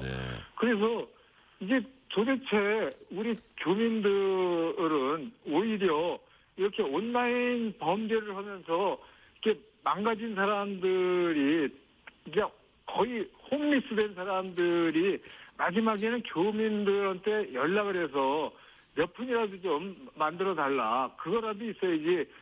어디 이제 그 한국에 갈 수 있다. 그래서 그 사람들한테 이렇게 들어가는 사람들이 한 500명 정도 이제 돌아갔을 거예요. 그 사람들이 80%를 그 조력을 해줬다는 거예요. 근데 교민들이 이렇게 온라인에 가담하고 그런 사람들 단 한 명도 없어요. 그렇죠. 거기서 이제 관광업이나 이런 생업을 하겠죠. 네, 그런데다가 뭐 여행 금지를 해버리고 그러니까 그 여행 금지 뭐 캄보디아의 어느 지역에 한 3군데에는 여행 금지가 됐어요. 우리 정부가 했어요. 그러면 이제 여행 금지 지역은 그 일반적인 국민이 거기 가지 마라라는 거고 여행 금지라는 거는 그거를 위반을 하면은 1년 이하의 징역 1,000만 원 이하의 벌금을 하는 처벌을 할 수가 있어요. 그러니까 여기 있는 사람들이 거기에 거래처가 있으면은 교민들이 거기를 못 간다는 거예요. 그러니까 자기네들은 이게 뭐 왜 이렇게 우리가 도와주고 그랬는데 우리는 진짜 이렇게 하니 어떻게 사냐고 그러더라고요. 네네. 자, 의원님 그 어제 현지 국정감사 있었는데 우리 대사관의 대응이 적절했냐 이런 질문 날카롭게 하셨다고 들었는데 뭐 이렇게 대사관한테 제대로 된 도움을 받지 못했다 이런 증언들도 있었어요. 그 부분은 어떻게 좀 파악이 되셨습니까? 그거는 제가 말씀드렸듯이 이렇게 일부 온라인 범죄를 가담하려고 왔던 사람들이 한계에 이르니까는 이제 감금됐다라고 감금 상태에 이르게 돼요. 그러니까 그걸 신고하고 그랬던 건데 그게 이제 너무 많으니까 그 시스템 대사관의 시스템이 번아웃 돼버린 거예요. 그런 상태에서 대사관도 그렇고 중앙정부도 이제는 개별 대사관에서 대응하는 것도 보강을 하지만 이 현지에 있는 경찰하고 그 코리안 데스크를 만들려고 했던 거고 논의를 하고 있습니다. 그거는. 자 그리고 이 현지 그러니까 현지의 경찰하고 협조를 할 수 있는 태스크포스를 하기로 합의를 하고 오늘인가 내일 그 내용의 구성과 운영 방식에 대해서 협의를 할 거예요. 하고 있을 거예요 아마. 자, 의원님 이 문제가 사실은 저희 KBS가 지난 여름에 9시 인수통해서 계속 집중 보도를 했거든요. 캄보디아 현지 취재에서.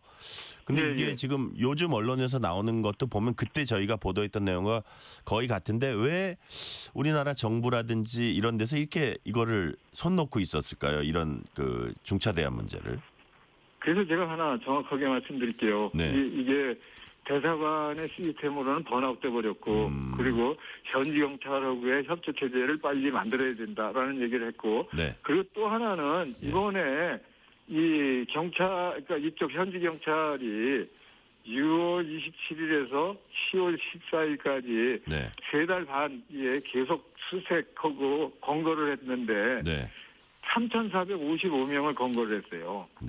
근데 여기에 중국인이 702명, 그리고 베트남인이 429명, 그리고 인도네시아 사람이 201명, 그리고 방글라데시 사람이 70명, 그리고 등등등 한국 사람은 59명이에요. 이게 전체에서 1.7%예요.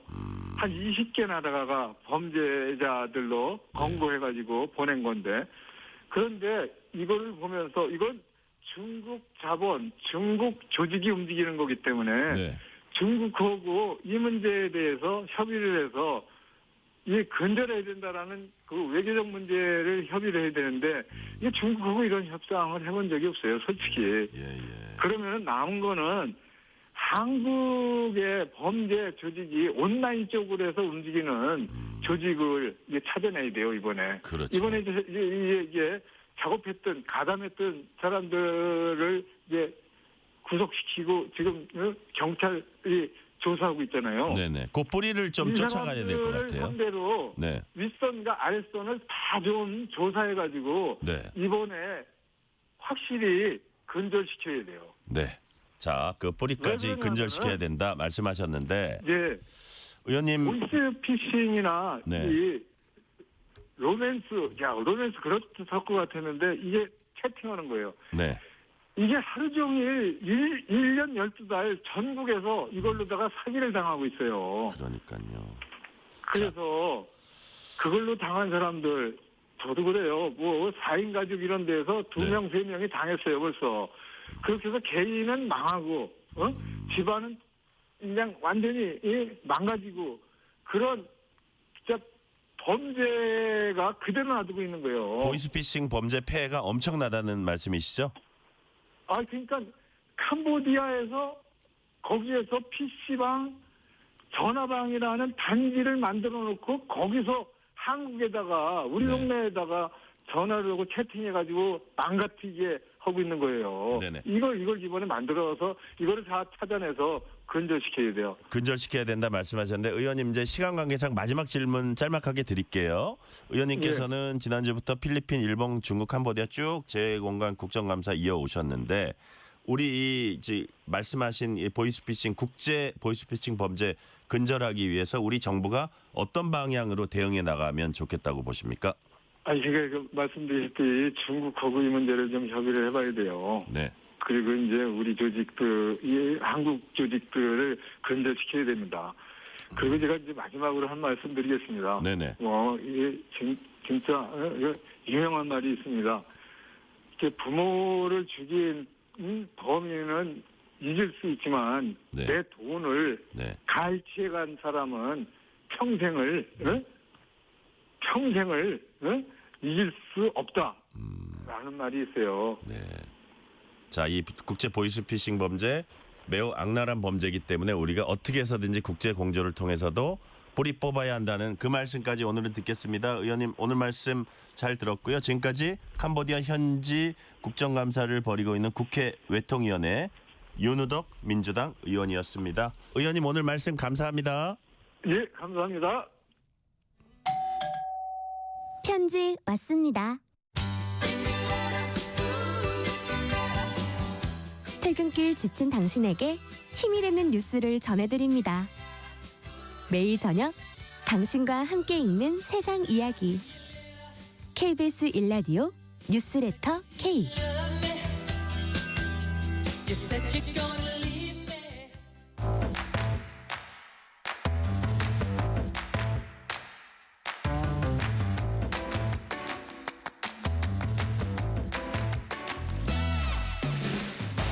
오늘 가장 뜨거운 뉴스, 화제 소식 쏙쏙 골라서 전해드립니다. 뉴스레터 브리핑 연합 인포맥스 윤슬기 기자 나오셨습니다. 윤슬기 기자님 어서 오세요. 네, 안녕하세요.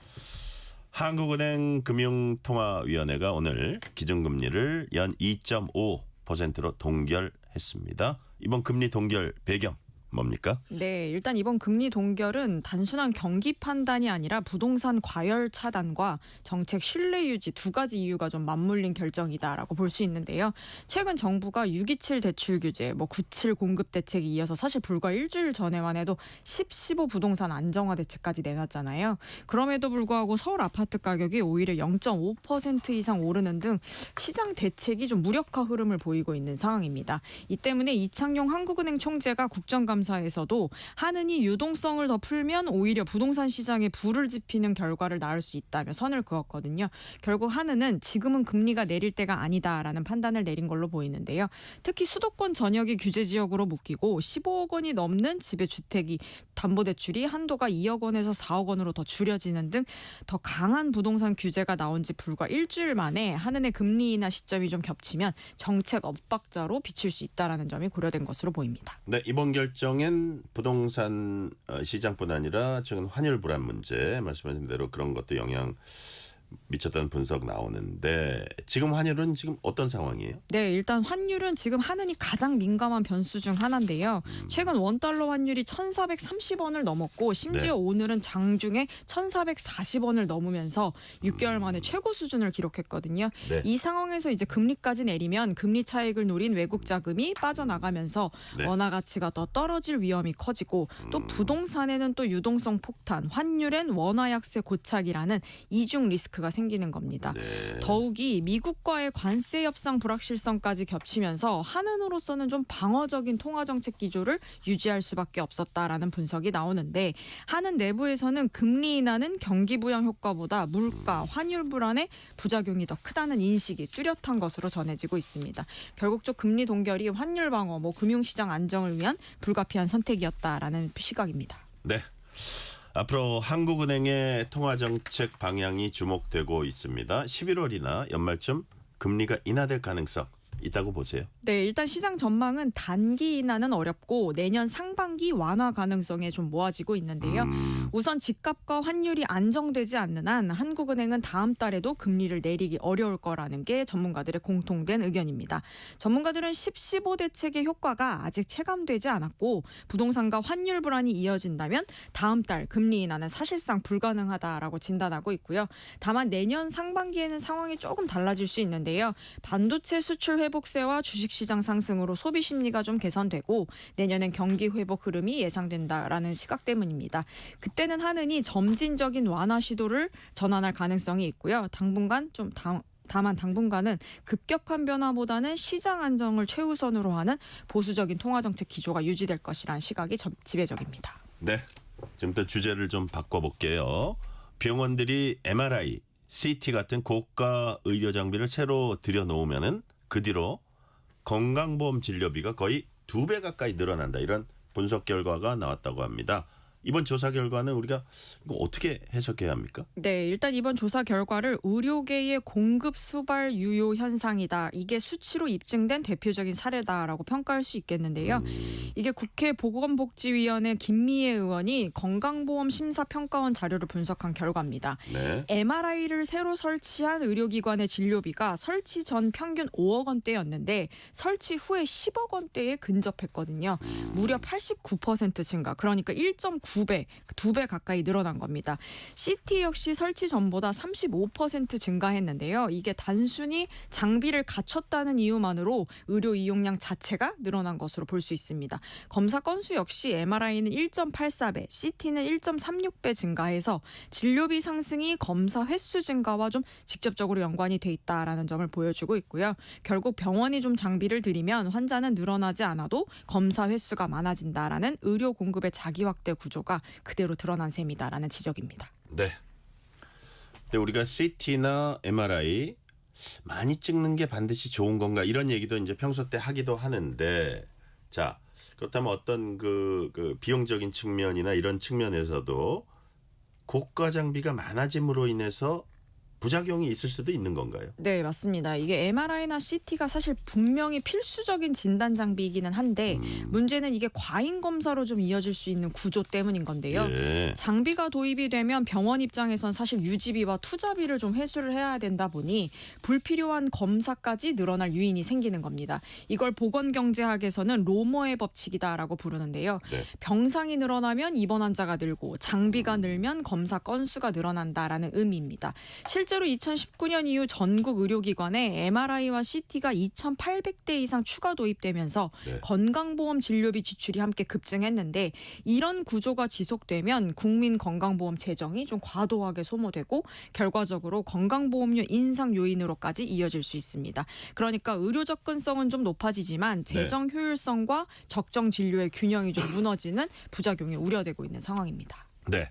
그렇다면 정부나 건강보험심사평가원 이런 공급 유발 수요 막기 위해서 어떤 대책을 세워야 할까요? 네, 전문가들은 이번 통계가 좀 단순한 의료비 증가나 시스템적 구조 문제를 드러낸 것이다라고 말하고 있는데요. 네. MRI나 CT는 필수 장비이긴 하지만 공급이 수요를 만들어내는 구조를 더 이상 방치해서는 안 된다라는 목소리가 커지고 있습니다. 예. 정부와 심평원에 대해 장비 설치 이후의 청구 변화 추이를 좀 주기적으로 모니터링하고 지역별 장비 분포나 검사 활용률, 의료기관별 검사 패턴을 데이터 기반으로 관리해야 한다라는 게 강조하고 있는데요. 또 의료기관의 장비 도입이 필요성과 환자 수요를 기반으로 이루어지도록 설치 사전 심사제나 지역별 장비 총량제 같은 규제도 검토할 필요성이 있다라는 의견도 나오고 있습니다. 네. 서울의 한 노인 요양원이죠. 노인 요양원이 식자재를 납품받는 대가로 기부금을 받은 그런 정황이 드러났습니다.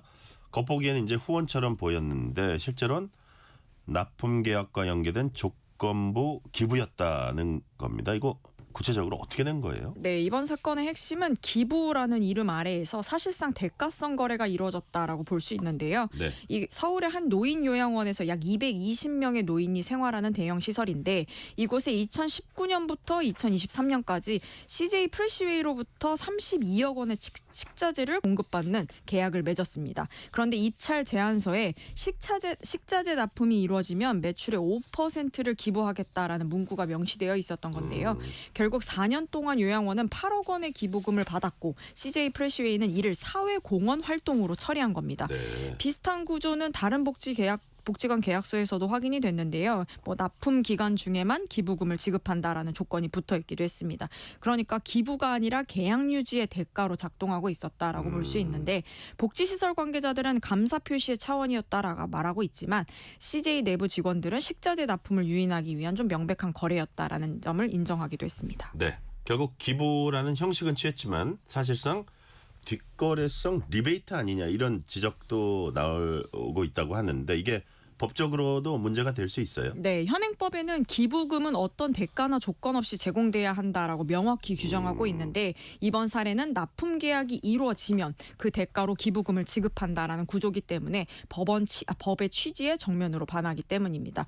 법조계에선 이런 경우 배임수증죄까지 적용될 수 있다라고 보고 있는데 네. 기부금을 통해 거래 상대를 유인하거나 계약을 유지하려 한 행위가 이익 제공을 통한 계약 확보로 볼 여지가 있기 때문입니다.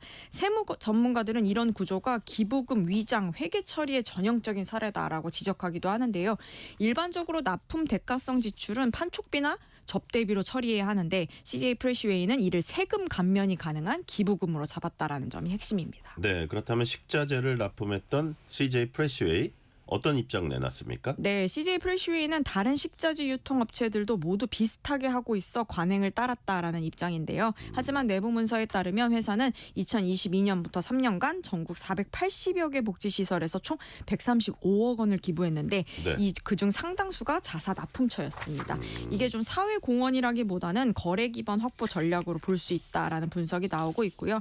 기업 입장에선 사실 이미지 제고나 세제 혜택을 좀 동시에 얻을 수 있고 복지시설은 현금 유입이 좀 가능하다 보니 양쪽 모두가 이득을 보는 구조였던 겁니다. 하지만 결과적으로는 공정거래 질서를 좀 훼손했고 복지 예산 투명성을 해치는 행위다라는 지적이 이어지고 있습니다. 네. 영국의 소비자 단체가 조사한 겁니다. 플라스틱 프리라고 홍보하던 유명 티백 브랜드 대부분이 실제로는 미세 플라스틱을 함유하고 있었다. 고 밝혀졌다는 게 이제 소비자 단체 조사 결과인데 누가 조사한 거예요? 네, 이게 영국 소비자 보호 단체 위치가 발표한 조사 결과인데요. 영국에서 판매되는 28개 티백 브랜드 중 진짜로 플라스틱이 완전히 제거된 제품은 단 4개뿐이었습니다. 네. 나머지 대부분은 겉으로는 친환경 혹은 플라스틱 프리를 외치면서도 폴리저산이나 폴리프로필렌이라는 플라스틱 성분이 포함돼 있었던 건데요. 특히 피지팁스, 테틀리, 요크셔티, 뭐 타이프 등 영국의 대표 브랜드뿐만 아니라 네. 프리미엄으로 알려진 티그피스, 구더스 같은 제품에서도 같은 성분이 검출됐습니다. 플라스틱 프리를 강조하던 슈퍼마켓 자체 브랜드들 제품에서도 예외는 없었는데요.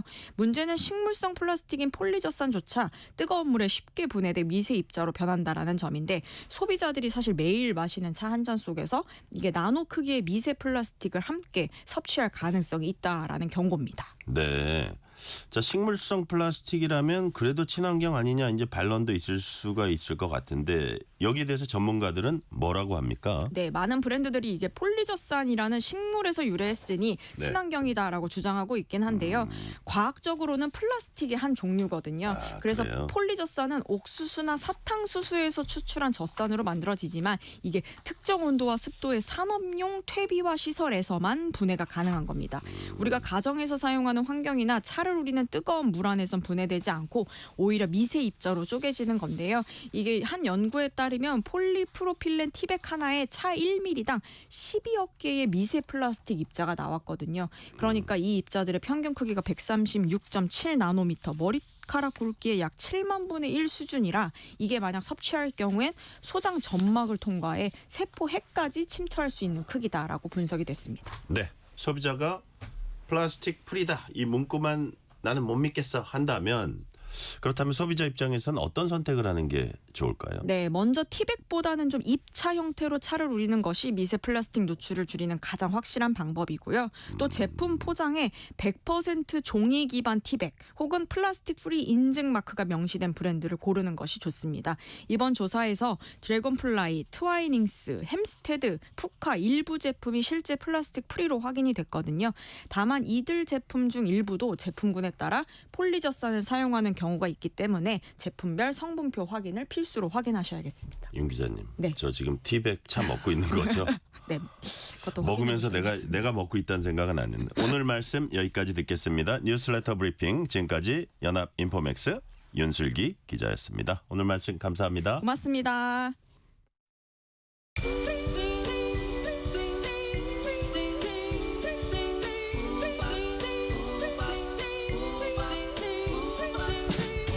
오늘 하루 뉴스를 정리해주는 다정한 편지 한 통. KBS 일라디오 뉴스레터 K.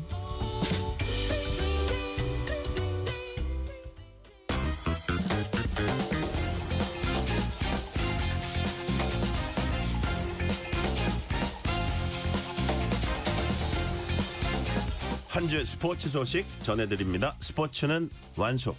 이번 주 스포츠 뉴스 KBS 김환수 기자와 완수해보겠습니다. 김환수 기자 어서 오세요. 네, 안녕하세요. 야, 어제 프로야구 플레이오프 4차전 하나와 삼성 치열한 경기 벌였습니다. 끝내버리려는 하나, 5차전으로 가려는 삼성. 결국 삼성이 웃었어요. 네, 어제 경기 한화 팬들은 굉장히 이제 그야말로 열이 좀 받으셨을 거고, 네. 삼성은 정말 지옥에서 튀어나온 지옥에 탈출한 그런 기분이었을 건데, 네. 어제는 사실 그 예전에 있었던 그 광고 카피가 좀 생각났습니다. 순간의 선택이 10년을 좌우한다. 한 감독의 선택이 완전히 한 팀의 운명을 좌우하는 사태가 벌어졌어요. 어제 대구에서 4차전 사실 김경문 감독 하게 되면 뭐 경험이나 이런 것을 봤을 때 그렇게 쉽게 오판하는 감독이 아니라고 생각하는데 본인이 인정할 만큼 어제는 투수 선택이 좋지 않았고요. 반면에 김영웅 선수 정말 빠른 볼에 정말 승부수를 걸고 선택을 한 것이 어제 가을 야구의 영웅으로 스스로 이제 등극하는 그런 사태가 벌어졌거든요. 사실 그래서 어제 야구는 6회하고 7회 동점 3점 홈런 또 역전 3점 홈런 그 두 장면만 사실 기억이 날 정도예요. 저도 그래요. 저도 재밌게 봤거든요. 네. 그 두 장면만 기억나요. 그래서 사실 그 3차전을 돌이켜보면 한화의 문동주 투수가 160을 왔다 갔다 하면서 삼성 타자들을 요리하고 노시환 선수가 역전 홈런을 터뜨리면서 한화가 7년 만에 가을 야구 와서 19년 만에 한국 시리즈 바로 가는 거 아니야? 이렇게 막 희망에 부풀게 충분히 했거든요. 그런데 김경문 감독 어제 사실 정우주라고 하는 그 신인 선수를 선발로 쓴 카드는 그 어느 정도 좋았어요. 근데 그 뒤를 바치는 황준서 선수가 조금 부진했고 가장 논란의 선수는 역시 김서현 선수죠. 올 시즌 괜찮았는데 지난 마지막 경기 기억하실 거예요. SSR 경기에서 어떻게 보면 한화가 1위를 할 수 있는 한번 노려볼 수 있는 기회를 홈런으로 날려버렸잖아요. 그 젊은 선수가 감당하기에는 굉장히 큰 충격이었을 텐데. 어떻게 볼 9위도 괜찮았었는데. 네. 그리고 사실 감독 입장에서는 기회를 더 주고 싶은 거고. 그게 사실 2번 연달아서 제대로 스트라이크 들어가서 헛스윙하게 한 다음에 바로 또 던진 거예요. 네. 그러다 맞았어요. 그러다 보니까 이 선수를 잘 살리면 한국 시리즈 가서도 잘 쓸 수 있겠다라는 욕심이 있었겠죠. 그렇죠. 사실 우리가 흔히 스포츠 각본 없는 드라마라고 하는데 과연 김경문 감독이 쓰고 있는 스토리가 뭐가 될지는 굉장히 이제 궁금해지고요. 사실 어제 출근하면서 올림픽대로에서 한화의 큰 전광판을 보면서 야 정말 그 한화의 열망이 크구나 이런 걸 느꼈었는데 감독의 한 번의 선택 그리고 그 선수의 공한계가 선수는 선수 포함해갖고 팬들의 감정을 완전히 들었다 놔서 정말 내일 경기는 모르겠습니다. 그러니까요. 그러니까 그 3런 2방 터트린 김영문 선수인가요? 네. 그 선수야 최고의 날이었지만 이제 좀 나이가 들어가니까 좀 난처해진 그 투수나 이게 안쓰러워가지고 또 가슴이 아파요. 자, 내일 5차전에 한화는 폰세를, 삼성은 최원태를 선발 예고했습니다. 말 그대로 총력전이네요. 총력전이죠. 사실은 정규리그 최고의 투수 폰세. 한화에서는 당연히 어제부터 들고 있었던 카드고요. 또 가을 야구에서 사실 굉장히 뜨고 있는 선수 최원태 선수 삼성 입장에서도 승부를 걸기에 충분한 카드입니다. 그러다 보니까 사실 한번 돌이켜 보시면 그 폰세 선수가 나오면 폰세 선수를 괴롭힐 선수는 구자욱 선수입니다. 이미 이제 그 피치 클럭을 가지고 신경전을 한번 벌였었거든요. 그래서 1이닝 1차전에서 6이닝 6실점하게 되는 그런 상황을 만들어 놓기도 했어요. 그러니까 이제 구자욱 선수하고 폰세 선수의 신경전 또 이제 굉장히 관심이 갈 거고 최원태 선수 요즘 별명이 폰테라고 합니다. 그래요? 예. 그래서 이제 폰세와 폰테의 대결이다 이런 말도 하는데 인생 경기를 계속 펼치고 있기 때문에 정말 인생 경기를 어떻게 완성할지 만약에 내일 승리 투수가 된다고 한다면 정말 인생 경기가 될 것 같아요. 이런 거를 봤는데 다시 이제 투수를 얘기하다 보면 어제 선발을 제외하고는 모든 선수들이 대기를 하고 있을 텐데 역시 또 키워드는 한화의 김경문 감독이 마무리에 쓰고 싶다고 하는 김서현 선수입니다. 이 선수를 꼭 쓰겠다고 하는 걸 봐서는 본인이 그 부담감을 이겨야 되는 또 다른 차원의 이제 문제가 있거든요. 그러니까 자신하고도 싸워야 되고 이 선수는 삼성 투수 타자들하고도 싸워야 되고 그래서 이 장면을 지켜보시는 게 언제가 될지 모르지만 한화가 이기고 있다면 빨리 나올 거고 또 지고 있다면 그냥 패전 처리 같이 될 텐데 한번 지켜보시면 한 선수가 성장에 관한 또 다른 스토리를 보실 수 있을 것 같습니다. 네, 이번엔 축구입니다. 프로축구에선 전북과 울산 두 현대가의 명암이 엇갈렸습니다. 전북은 1년 만에 팀 컬러가 완전히 바뀌었어요. 네, 이 두 팀을 보면 울산의 입장에서는 감독 하나 뺏겼을 뿐이고 전북 현대 입장에서는 감독 한 사람을 바꿨을 뿐입니다. 그런데 감독을 제대로 바꾼 전북 현대 같은 경우에는 10위 작년에 승강제 왔다 갔다 하면서 강등의 위기에도 있었는데 올해는 흥행도 잡고 또 포획 감독이 보여주는 새로운 축구 스타일 때문에 팬들을 다시 경기장으로 들러 모으기 시작했고요. 근데 반면에 이제 홍명보 감독을 대표팀에 뺏긴 이후로 울산은 김판곤, 신태용 감독이 연이어 실패를 하게 되고 사실 경기에 이기고도 전임 감독을 조롱하는 골프 세레머니 이런 게 나오는 걸 봐서는 전체적으로 선수단 장악에 실패하지 않았나 싶은데요. 그러니까 결국은 포획과 신태용의 그 감독의 명암이 그대로 보여지는데 포획 감독 전체적으로 지금 축구계에서 듣는 평은 스마트하고 명확하다 이런 평을 받습니다. 자기 축구 스타일을 강력하고 또 명확하게 지시를 하고요. 추구하는 나의 축구가 무엇인지를 선수들한테 아주 효율적으로 각인시킨 것 같아요. 그리고 만약 그 역할을 제대로 하지 못하게 되면 그 선수를 기용하지 않는 거죠. 이런 것만 보면 선수단이 완전히 장악됐다고 볼 수 있고 반면에 신태용 감독 같은 경우에는 이게 작전을 짰는데 고참 선수들한테 먼저 들어가서 제대로 플레이가 이루어지지 않았다고 하잖아요. 결국 선수단 장악이라고 하는 아주 그 감독의 역할 하나가 전체적인 걸 바꿔놓은 것 같은데 이런 거에서 보면 전북에 아주 희한한 선수가 있습니다. 전북이 10번 우승하는데 모두 뛴 최철순이라는 선수가 있거든요. 그런가요? 네. 근데 이 선수가 한참 전성기를 구가하던 최강희 감독과 지금 포획 감독을 비교하면서 둘 다 스타일이 비슷하다. 공격을 추구하지만 정말 시작은 일선부터 압박해가면서 수비의 안정화를 가지고 오는. 그래서 공격수지만 수비도 소화해야 되고 정말 유럽 축구 그대로 90분 내내 뛰어다닐 수 있는 그런 선수들을 만들어 놓는 것이 아마 그 승리의 주요 원인이 아닌가 싶다 이렇게 평가를 했거든요. 네. 포획 감독이 이제 전북을 이끌고 12월 6일에는 이제 코리안컵 정규리그는 우승해 놨으니까 코리아 컵 대회를 만약에 우승하게 된다면 2020년 이후 전북 현대를 다시 한번 2관왕에 올려놓으면서 올해의 확실한 감독, 최고의 감독으로서 입지를 굳힐 수 있을 것 같습니다. 5년 만에 우승이 가능할지 이제 봐야겠고요. 근데 전북 포획 감독 경기 중에 오심 지적을 하다가 징계를 받았어요. 네. 어떻게 된 겁니까? 이게 지난 3일 전북과 제주와의 경기였거든요. 근데 사실은 1대1 상황이었기 때문에 그러니까 전북의 전진우 선수가 페널티 에리어 안에서 제주 수비수 정민규 선수에게 발이 밟혔어요. 만약에 밟히지 않았다면 골을 넣을 수 있는 계기가 됐거든요. 밟히는 순간이었기 때문에 일반적인 상황이었으면 페널티킥이 주어져야 되는 상황이었어요. 그런데 이제 그 이동준 주심이 페널티킥을 주지 않고 경기를 속개시켰습니다. 근데 이 과정을 팬들이 모두 지켜봤고 팬들도 화가 났고 감독도 화가 났으니까 어필을 했을 거 아니에요. 어필을 했는데 와서 페널티킥 못 받은 것도 억울한데 포획 감독에게 경고를 줬습니다. 벤치 경고를 주니까 또 약간 좀 다이를 찌르신 것 같아요. 남미 출신이라 그런지 그 본인의 SNS에 not penalty, not VAR, not words. 그러니까 한마디로 페널티킥도 안 주고 VAR 판정도 안 하고 나는 말조차 할 수 없었다 이렇게 올려버리니까 이게 이제 심판을 완전히 공격한 게 돼버렸어요. 그러다 보니까 SNS 글을 갖고 징계를 한 거예요? 네.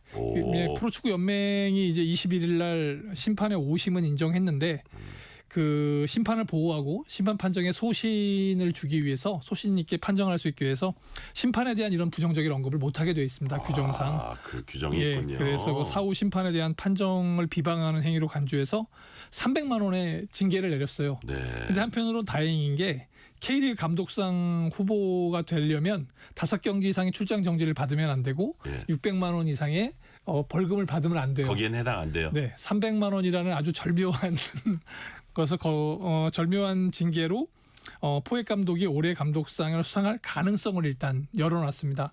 사실 10위 하던 팀 우승시키고 또 만약에 코리아컵에서 우승시켰는데 올해 감독상을 못 받는다. 그런 것도 문제가 있을 거거든요. 그래서 일단은 그 후보에 오르는 데는 특별하게 다른 징계를 받지 않는 한 이상이 없어 보입니다. 그러니까요. 배드민턴 여자 단식 세계 최강이죠. 안세영이 프랑스 오픈 16강에 올랐습니다. 안세영 정말 굉장합니다. 시즌 9번째 우승에 도전하고 있어요. 네, 사실 그냥 거침이 없는 선수인 것 같아요. 네. 사실 경기에 나가서 뭐 부상도 있었고 그동안 많은 문제가 있었는데 우리 시간으로 이제 어제 세계 배드민턴 연맹 월드 투어 프랑스 오픈이 개막을 했는데 32강전에서 인도 선수하고 경기를 가졌어요. 네. 근데 뭐 21대 15. 첫 경기엔 약간 몸이 안 풀린 듯한 감이 있었는데 두 번째 세트 21대 9. 그래서 전체 시간이 36분밖에 소요됐습니다. 보통 40분에서 50분 정도 이렇게 두 세트를 잡는데 아주 가볍게 승리를 거뒀다 이렇게 볼 수 있는데 사실 이 16강전보다 지난주 덴마크 오픈 결승을 기억하시는 분들이 굉장히 많았을 거예요. 왜냐하면 올해 가장 힘든 경기가 아닌가 싶어요. 상대가 이제 중국의 왕지 선수였는데 1세트는 너무나 쉽게 풀었습니다. 21대 5. 그래서 야 이거 너무 쉽게 끝나는 거 아니야? 그런데 2세트에서 약간 좀 말리기 시작했어요. 초반에. 그래서 18대 10까지 몰려서 8점 차를 뒤졌습니다. 그럼 우리 보통 생각하잖아요. 2세트 내주고 3세트 다시 잡아서 그냥 쉽게 하면 될 것 같다. 그런데 이 선수가 그렇지 않더라고요. 와, 그걸 따라갔어요. 네, 그때부터 한 점 한 점 따라가서 18대 18 동점을 만들었습니다. 그리고 듀스를 만들고 그다음에 듀스 상황에서 2점을 먼저 따내면서 시즌 8번째 우승을 완성했어요. 그러다 보니까 사실 그렇게 천신만고 끝에 8번째 우승을 하고 프랑스에 가니까 프랑스 오픈은 약간 좀 뭔가 좀 이렇게 보는 사람도 안도가 되고 본인도 약간 자신감을 충전해서 갔을 것 같아요. 그래서 사실 뭐 다음 주쯤 되면 시즌 9번째 우승을 무난히 달성했다 이런 소식을 전해드리지 않을까 싶습니다. 네. 김한수 기자도 현지 취재 갔다 온 부산 전국체전이 오늘 막을 내립니다. 특히 수영에서 기록 행진이 이어졌죠. 네. 수영이 사실은 예전에는 육상과 수영 우리 굉장히 취약 종목이다. 뭐 기초 종목임에도 불구하고 그런데 이번에 수영에서만 한국 신기록이 10개가 나왔습니다. 가장 많은 게 나왔는데 그 중에 한 선수가 우리의 기대주 황선우 선수입니다. 네네. 남자 일반부 자유형 200m에서 1분 43초 92라는 기록을 세웠거든요. 그러니까 지난 일단 2023년 항저우 아시안 게임에서 본인의 한국 시록을 깼고 네. 또 우리가 박태환 선수 때부터 한국 수영의 라이벌 수냥 선수가 가지고 있던 아시아 신기록마저 깨버렸습니다. 와, 그래요? 네, 그래서 이제 아무튼 지금 현재로서는 200m에서는 황선우 선수가 아시아 최고의 선수고요. 또 뭐 김호민 선수라든가 이런 굵직굵직한 선수들이 나왔는데 또 하나의 그 대표적인 선수라고 했는데 김영범 선수. 네. 김영범 선수는 오히려 황선우 선수가 가지고 있던 100m 기록을 깨버렸어요. 47초 39. 그것도 예선에서 깨버렸습니다. 그리고 그렇게 되니까 황선우 선수가 같은 개영 멤버이기도 하지만 네. 한편으로는 이렇게 괴물같이 출연한 그 김영범 선수가 좀 두렵게 느껴질 수 있어요. 뉴페이스인가요? 네, 비교적? 뉴페이스입니다. 네. 그리고 사실은 여기에 이 사이에 작은 거인이 한 선수가 출연했어요. 이미 뭐 지난대회부터 주목을 받은 16살 문수아 선수인데요. 여고부 평영 200m에서 2분 23초 21로 한국 기록을 세웠습니다. 근데 이 기록이 지난 항저우 아시안 게임으로 치면 금메달 기록이고요. 아, 그렇군요. 예, 세계 선수권도 3위 안에 들어갈 수 있는 성적입니다. 그렇다면 내년에 아시안 게임에서 우리가 이제 황선우 선수라든가 800m 개영을 보고 있는데 김호민 선수도 물론 마찬가지고요. 네. 그런데 이 여자 선수 그동안 굉장히 좀 드물었거든요. 근데 이제 문수아 선수가 해낼 것 같습니다. 네. 남자 수영 김영범, 여자 수영 문수아. 이 이름을 청취자 여러분들 기억하시면 좋을 것 같고요. 육상에선 높이뛰기 우상혁 전국체전 10년 연속 우승이네요. 네. 고등학교 2학년 때 그러니까 2013년부터 우승해서 10번째 우승이고요. 네. 물론 이제 기록은 2m 20입니다. 본인의 최고 기록인 2m 36보다는 훨씬 부족하지만 뭐 가볍게 우승을 했기 때문에 사실 이 선수에게 최전 무대는 사실 무대가 아니잖아요. 그렇죠. 네, 아시안 게임도 가고 세계 선수권대 가야 되는데 일단 뭐 자신감을 충전하기에는 충분해 보입니다. 네. 끝으로 이번 주 꼭 봐야 할 경기 어떤 게 있습니까? 프로야구 한국 시리즈 1차전 놓치시면 안 될 것 같습니다. 이미 올라가 있는 LG하고 내일 이제 경기를 치르는 하나와 삼성의 승자가 맞붙게 되는데요. 하나와 삼성의 승자는 조금 힘들겠지만 그래도 LG와 뭐 첫 경기니까 잡으려고 최선을 다할 거고요. 프로축구 아까 말씀드렸던 전북이 김천하고 이제 A 그룹에서 대결을 펼치게 되는데 포획 감독이 대체 얼마나 잘하는지 얼마나 잘해서 어떤 팀 칼라를 갖추게 됐는지 그 경기를 그런 모습들을 지켜볼 수 있는 절호의 기회가 될 것 같습니다. 네, 오늘 말씀 여기까지 듣겠습니다. 지금까지 김한수 KBS 기자였습니다. 말씀 감사합니다. 오늘 뉴스레터 K는 여기까지입니다. 치킨 쿠폰 당첨자 명단은 뉴스레터 K 홈페이지 확인해 주시고요. 오늘은 오아시스의 락인 체어 들으면서 이 시간 마무리하겠습니다. 오늘도 함께해 주신 청취자 여러분 진심으로 감사드립니다. 지금까지 뉴스레터 K 전종철입니다.